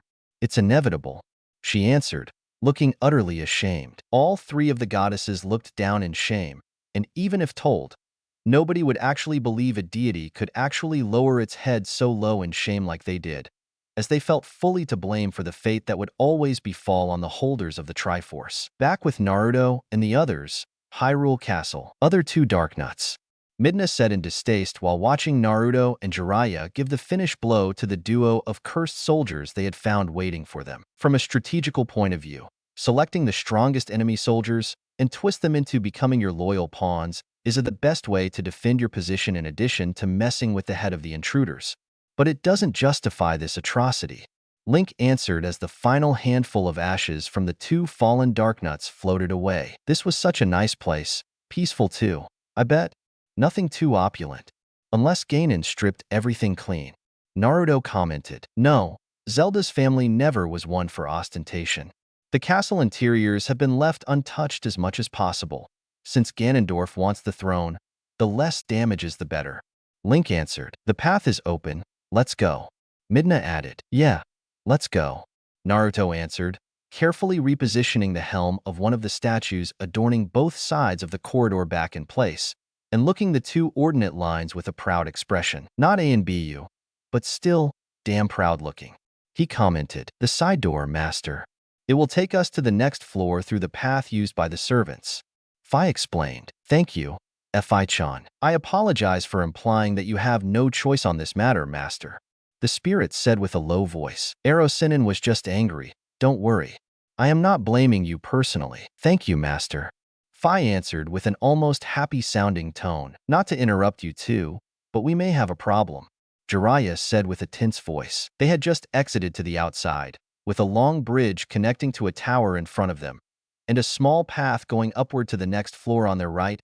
Problem was, the path on the right had just been closed off by a barrier and the bridge in front of them was rapidly filling in lizardmen, both flying and non, by the dozens while archers peeked out of every window of the tower itself. It's not like I expected anything less. Naruto answered. Thunk, thunk, thunk. Before any of them could actually move though, one after another the lizardmen archers went rapidly shot down by arrows, while few well-placed bombs decimated the lizardmen on the bridge with a rain of fire, with more bombs to come so to attract the attention of the few monsters still alive on there and in the rest of the castle gardens. You really think we would have left you alone? Friends fight together. We were this late just because we had a lot of people to call to help you. Ruzzle, at the head of 100 people from Telma's group of friends, said with a proud smile as Ashay kept pelting monsters and arrows before switching to a sword. Next to them, few others were using portable cannons like bazookas to further thinner the enemy lines. RUSL? Naruto gasped in shock. We will deal with the foot soldiers. You take care of their boss. Ashay declared. Just be careful. The blonde asked. Don't worry. We will. But you have to promise to come back in one piece. The girl answered. The barrier is down, and we got the key to the boss room. Let's go. Jiraiya said as soon as the wall of energy collapsed. RUSL? Be a moron and I will kill you. Naruto yelled while running with the others to the next floor. Okay. Now I am worried. The man admitted. We are assaulting evil guy central, and Naruto scares you? One of the guys asked. Yes, fair enough. With Naruto and the others. This way. There are ghosts of soldiers here. They are here to help us pass through without activating the traps. Follow me. Link said as he ran forward as the head of the group. Ghosts? Naruto asked. There are good ghosts too. Some spirits are actually helpful instead of vengeful assholes. Midna answered, entering the blonde's shadow so that both he and Jiraiya could run full speed through the various corridors and rooms. To be fair, Ganondorf himself was surprised to see those two run on the walls without slowing down to pass over the parts of floor and stairs he had magically turned into true bottomless pits in a flash, assaulting the few lizard men still around that stood on their path, most of which getting their necks snapped in a second, dead and turning into black smoke before even touching the ground. It seemed like he had underestimated the hero that managed to steal his power. Maybe the Dark Nut. Udama Rasengan. Naruto and Jiraiya interrupted the evil Gerudo's musing with their chorused voices, slamming a giant-sized Rasengan on the chest of the lone Darknut that had appeared before them, shooting the thing through the barrier that was meant to stop them and through the two stone walls right behind that. I am surrounded by useless weaklings. Ganondorf bellowed in fury. Truly, if one wanted some results, the best way was to do it personally instead of delegating. With Naruto, can you hear it? The blonde asked. The organ playing in the background? Yeah, I can hear it. Jiraiya answered. It can't be. That bastard is playing the organ while waiting for us? He can't be so much self-absorbed in his own hype. Midna answered in disbelief, coming out of Naruto's shadow with a disbelieving expression. He is playing with us. Just focus. Link answered, closely following them through the now open boss door. The rain that had been quietly accompanying them through the entire attack on the castle had in the meantime turned into a furious storm with the darkened sky rattled mercilessly by continuous lightning bolts. The clouds themselves were unnaturally dark, pitch black to the point of looking like shadows, and the entire storm seemed to converge above the highest part of the castle, twisting on themselves like a vortex of darkness above the upper area of the castle where the separate, giant building acting as throne room was located. He really is a drama queen. He even set the weather to make this fight more theatrical. Jiraiya commented dryly, spare your breath for when we will shove an arm up his ass and pull him inside out. Midna countered, I can work with that. Said that, the group slowly walked towards the throne in silence, each one of them looking everywhere around the apparently empty room for the final target of their mission. Where is he? Jiraiya asked with a frown. He is not here, it seems. Link answered, look, Midna muttered, pointing at a giant stone head that had been thrown away on the floor. What's that? Naruto asked. That is the head of one of the statues of the three goddesses adorning the throne. See? All three have been beheaded and heavily damaged. The spirit wolf explained. At the far end of the room, up a short ramp of stairs, stood a giant monolith housing the throne proper, and above it, three enormous statues of women, each holding a gold triangle in their hands, and holding each piece close to form the infamous Triforce symbol of Hyrule. Although now the once beautiful statues had been savagely destroyed and defiled, leaving behind only the gold triangles and a throne surrounded in debris. You know, when I first met Zant and heard him talk about his beloved master, I imagined you to be this mysterious entity of pure evil. But I am seeing only a whining kid throwing a tantrum now. Naruto said loudly. What are you doing? Link asked, confused. How dare you, boy? A very deep voice boomed all around them. There he is. The blonde replied with a knowing smirk. The bigger is their ego, the easier is to wound it. Jiraiya added with an amused tone. The voice they heard had come from a figure standing in the middle of the three triangles forming the Triforce statue, one the others only externally recognized as Zelda, while a tall man had just appeared in front of the throne to sit on it with a snarl. Welcome to my castle. The new arrival growled in fury, his voice coming out from both his and Zelda's mouth at the same time in a distorted chorus. So you are Ganondorf. Midna hissed. Your castle? I am sorry, but last I heard a princess sat on that throne, and if that is true, you are the ugliest princess I have ever seen. Naruto added. Hoo. You offer quite the enjoyable banter, boy. But yes, I am Ganondorf, king of this world. The tall Gerudo male answered as he walked down the short ramp of stairs while summoning a luminous sword in his hand. The faint cracks on the breastplate of his armor didn't go unnoticed by the heroes, especially the faint light shining feebly through those cracks, thing that had both shinobi narrow their eyes in understanding. I've been dying to meet you, Midna said with a growl. Wahahaha. Your people have long amused me, Midna. To defy the gods with such petty magic, only to be cast aside. How very pathetic. Ganondorf answered. He was not at merely few feet from the group. Watch your words, bastard. You have already said too much. Naruto commented. Did I touch a nerve? Though I must admit that as pathetic as they were, the Twily served me well. Their anguish was my nourishment. Ganondorf admitted with a sickening, pleased smile. Their hatred bled across the void and awakened me. I drew deep of it and grew strong again. He then said with a chuckle, for somebody so full of himself, you sound strangely proud to be just a parasite. Naruto said with a perfectly faked, carefree tone, even putting both hands behind his head in a relaxed posture, but his eyes were the sharpest Jiraiya had ever seen. Quiet you, Ganondorf roared, and the storm outside gained dozens of new lightning bolts, cutting the sky to pieces in a blinding light. Did I touch a nerve? The blonde answered, parodying the Gerudo's voice in glee. I have no idea from where you are taking the courage to talk to me, Lick. God, you love the sound of your own voice, isn't it? Just like Madara. Naruto cut him off abruptly, and Ganondorf had the impression those words were supposed to be some sort of insult, and that irked him fiercely. You will beg me to kill you, boy. Yeah. The other replied, unconvinced. Naruto, do not poke the psycho. Link begged with a low voice. I would listen to the mud if I were you, little pest. And you, Midna, what do you want? The imp girl asked back with narrowed eyes. Your people had some skill, to be sure. They have all my praise for their small accomplishments, but still, they lack true power, Ganondorf explained, taking a new step forward and then turning around so to look at the form of Zelda trapped between the three parts of the Triforce, and every one of the heroes kept finding disturbing how the monster's voice kept coming out of Zelda's mouth even if she herself was unconscious. And you are a fine connoisseur of true power instead? Midna asked back with crossed arms and a tone of cruel mockery. Ooh, indeed I am. I know what true power is. They lacked the kind of absolute power that only those chosen by the gods wield. And only he who wields such power would make a suitable king for this world, don't you think? Ganondorf asked while showing them the Triforce mark on his hand. I don't know. I got that fancy tattoo on my hand as well, and I don't feel very king of the world. You know?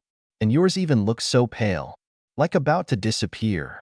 Naruto answered, showing the same marking on own hand. I think I saw a vein burst just now. I can literally hear his blood pressure rise. Jiraiya commented with a savage smile as Midna herself showed the Triforce mark on her hand to further mock the Gerudo warlord. You two are raving lunatics. We are facing the pure essence of evil plaguing Hyrule, and you treat this like some common pub brawl. Link said, appalled. We are just stupidly brave. This is nothing different from what we already saw before. That power belongs to me, Ganondorf bellowed, bloodthirst rolling off of him in waves. Huh. Such conceit. For all your being one of the chosen wielders of power, as you claim, it didn't take much for you to lose your power to somebody else. And even if you were destined to rule the world, I will still risk everything to deny you. Midna declared with a steely resolve. Who? The shadow has been moved by the light, it seems.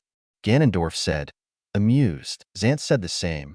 What's with you morons and my life choices? Midna replied, annoyed. How amusing. I am merely finding this just so entertaining.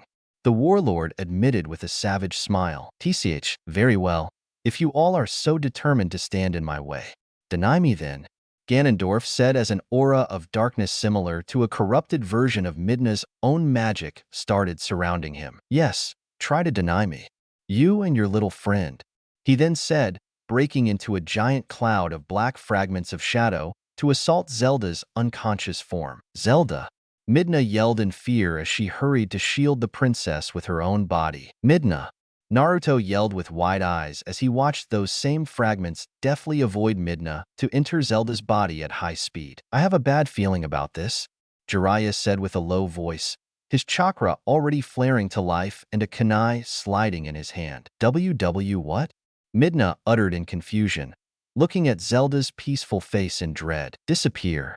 Zelda's eyes snapped open to show a terrifying yellow light while her skin rapidly turned ashen, and accompanying the deafening scream. An invisible force propelled Midna, Jiraiya, and Link outside. Whoom! Midna, Jiraiya, Link, Naruto, now alone, yelled in worry while a thick golden barrier appeared to separate him from the others. Scared now, boy? You are alone, Ganondorf asked amused, talking through Zelda's mouth with a distorted, booming voice. I am never alone, you idiot, and it will be a cold day in hell before I start being afraid of a bastard like you, Naruto answered, taking a fighting stance with a determined expression. You and Midna, faithless fools who would dare to take up arms against the King of Light and Shadow, choose to fight against me, and so you shall feel my wrath, the possessed Zelda said as she rapidly rose to the sky once summoned a sword in her hand. Please kick his ass. Not only he is an utter asshole, but he even lacks any originality as a bad guy.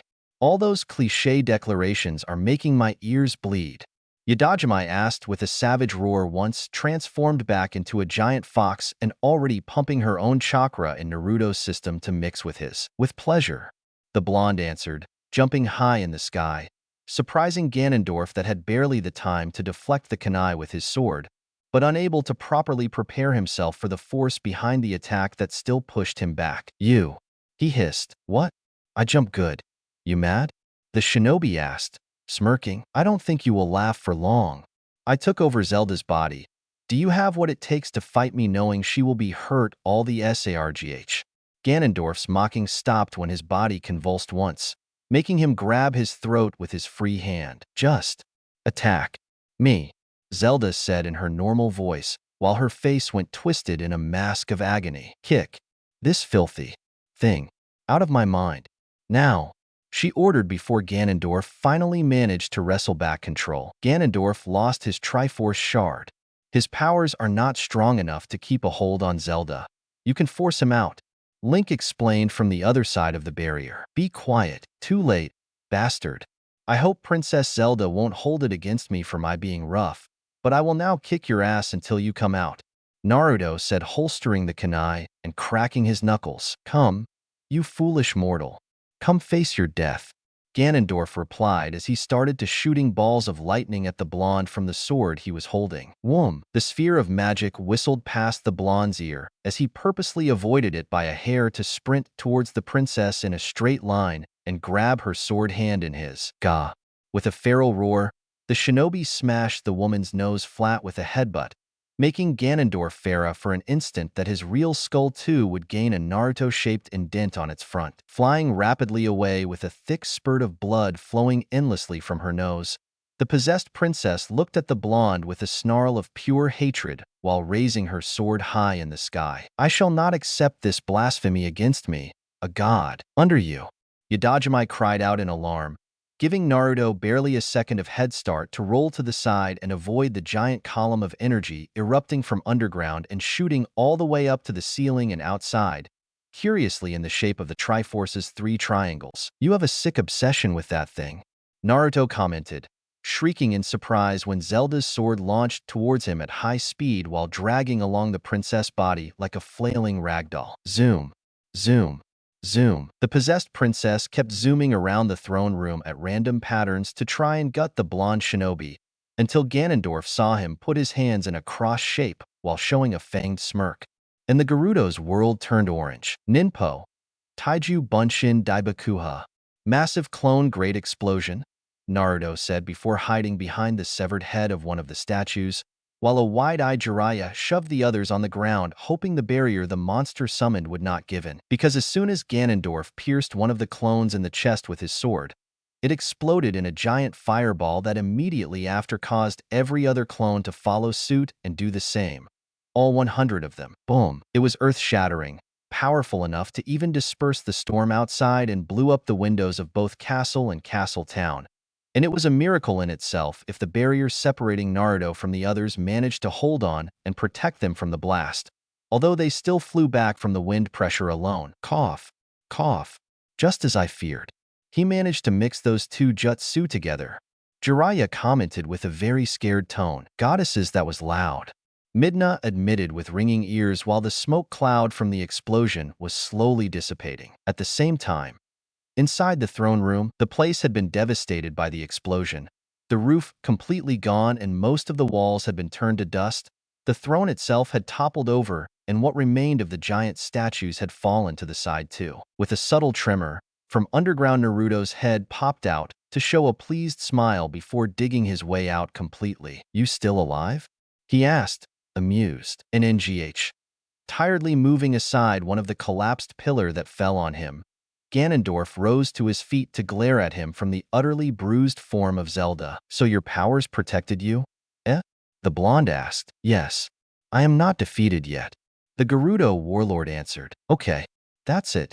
I am going in," Midna said with fiery eyes as she summoned the pieces of fused shadows around her to transform back into the giant creature of light. Crash! With a deafening breaking sound, the creature smashed through the barrier separating her from Naruto as if it was cheap glass, in part thanks to the heavy beating the explosion gave to it as well, to grab the possessed Zelda in her massive hands to seemingly squash her. In truth, a giant cloud of darkness could be seen escaping from her massive fingers, smoke that then transforming into the heavily wounded form of Ganondorf, the Gerudo appearing on his knees and breathing heavily.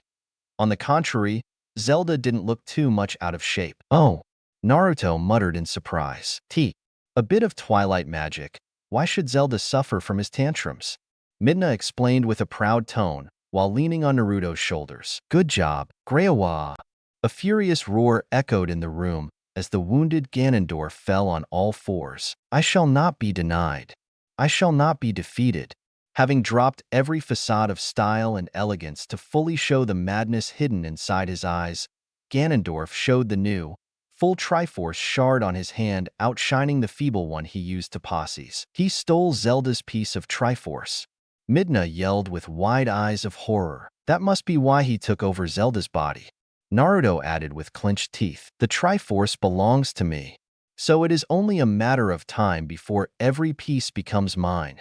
Ganondorf spat in fury, using every bit of magic he still possessed together with the power he took from Zant and the Twily to funnel both parts of Triforce he possessed inside himself to transform into a giant demonic boarman-like beast with blood-red mane. And now the madman's old wound became way more visible, appearing like a giant gash on his beast form's body, belly shining in a blinding light. "He managed to turn into his beast form, Ganon," Link said in horror. "With the help of Zelda's Triforce he could transform?" "Eh? Very well. Let's destroy Ganondorf's Triumph card too, Naruto," Midna declared. "All right," the blonde replied, both taking a fighting stance together. Grua. The boar-like giant monstrosity gave a loud, guttural roar as it glared at the shinobi Twily duo. "Erosinin, help Zelda.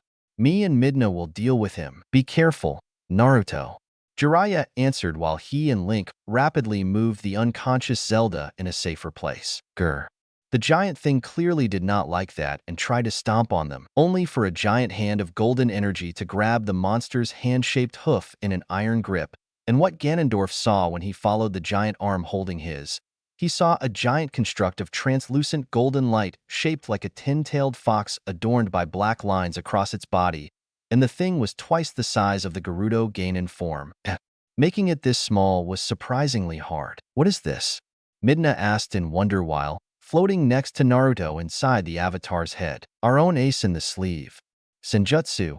Biju mode," Yadajimai answered through the construct mouth while shoving Ganon against the wall, so to let Jiraiya and Link free to take Zelda to safety. "Ready, Midna?" Naruto asked, his own body turned in a similar golden light. "Ready," the Twily imp answered as the pieces of fused shadow floated lazily around her, and surprisingly adding an eerie green luster to Yadajimai's chakra body, along huge, thick green flames burning on the tip of each tail. "Feel like driving?" Naruto asked, smirking. "Yees."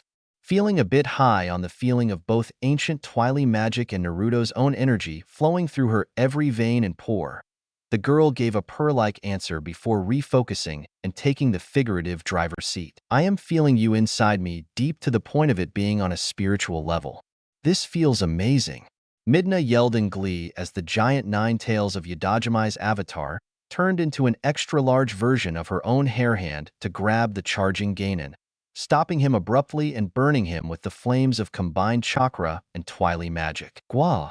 The beast Gerudo roared in rage as the Twily imp used two hands to grab his front paws, while another held his head back. This so that the other 7 could deliver a rapid salvo of punches right on the Gerudo's wound. Yeah, and if you keep that up, I fear he won't wait for this to be over and get deep on a physical level too. Yadajime muttered while rolling her eyes. That is not true. Naruto answered, lamely. Jarararargwaza. Surprising them, Ganondorf managed to escape the Biju avatars, holed by summoning around himself a twily portal. What's he planning now? Naruto asked as he watched the giant demonic boar run in circle around them and randomly disappearing and reappearing through various portals. He is looking for an opening. Midna answered, watching as the opening and closing of portals was becoming faster and faster, just like the beast's charge. Then I'll give him one. His enormous ego. Yadajime answered, quit running, you weakling. We have no time to waste in a game of hide and seek. Gwowahi I thayu. With a deafening, guttural squeal of fury, several portals appeared around the giant fox, and from the rightmost one the furious Ganon came out in a mad charge, literally foaming at the mouth in blind rage. Baka! Both Naruto and Midna yelled at the same time as they spun around to meet his eyes, using all 10 hands of Yadajime's avatar to grab him. Together? The blonde shinobi asked with a gentle smile. Together. Midna answered with a similar amorous smile that morphed into a determined expression as soon as the two looked directly at Ganon. Sappy morons. Yadajime muttered while lifting the struggling Ganon up in the air, right above them. Senjutsu. Sage art, Naruto said, moving both hands to point their palms at the avatar's mouth. Ficta. Twily art, Midna said at the same time while imitating him. Grail. Ganondorf tried once again to open a portal and escape, but to his horror energy had already mounted inside Yadajime's mouth to form a miniature sun of golden and dark green energy twisting together, and when Yadajime's own chakra got mixed into that as well, for huge blades of red energy started to rapidly spin around the flaming sphere.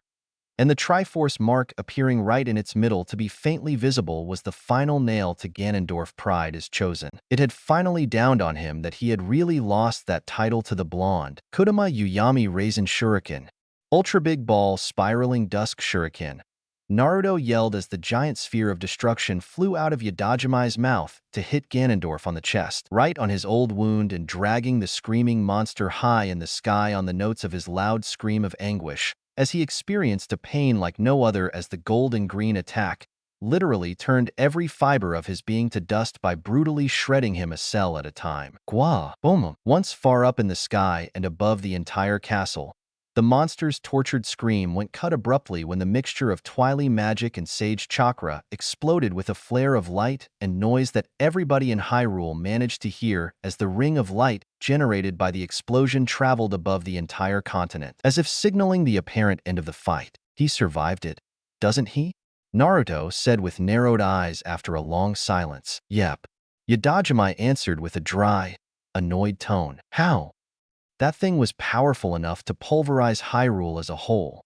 Midna said in scandal. Trust us, Midna. We saw enough evil masterminds to write a book about it.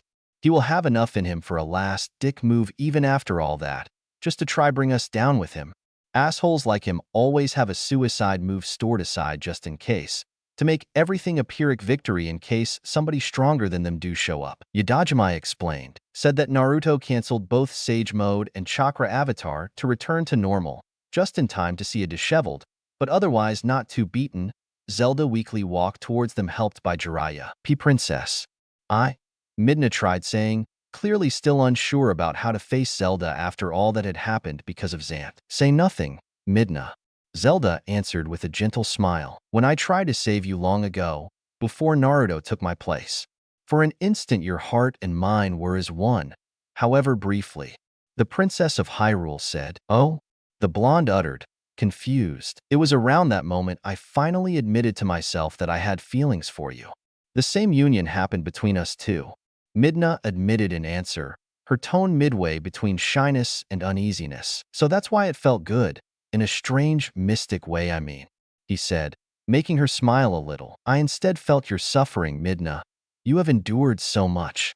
Zelda added with a more somber expression. But I also learned from it. The Twily imp answered, albeit with quivering lips and unshod tears. Midna. Naruto muttered. It's okay. It's okay. I will get better. No, you will not. Nobody of you will. A furious and echoing voice, riddled in madness, answered furious. It can't be. Link gasped in shock as the giant, translucent head of Ganondorf appeared in front of them. It was a mass of burning yellow energy big enough to fill the room itself. You were right. His body died, but his soul still wants to bother us. Midna, sounding way too calm, said while summoning the pieces of fused shadows around them. What are you doing?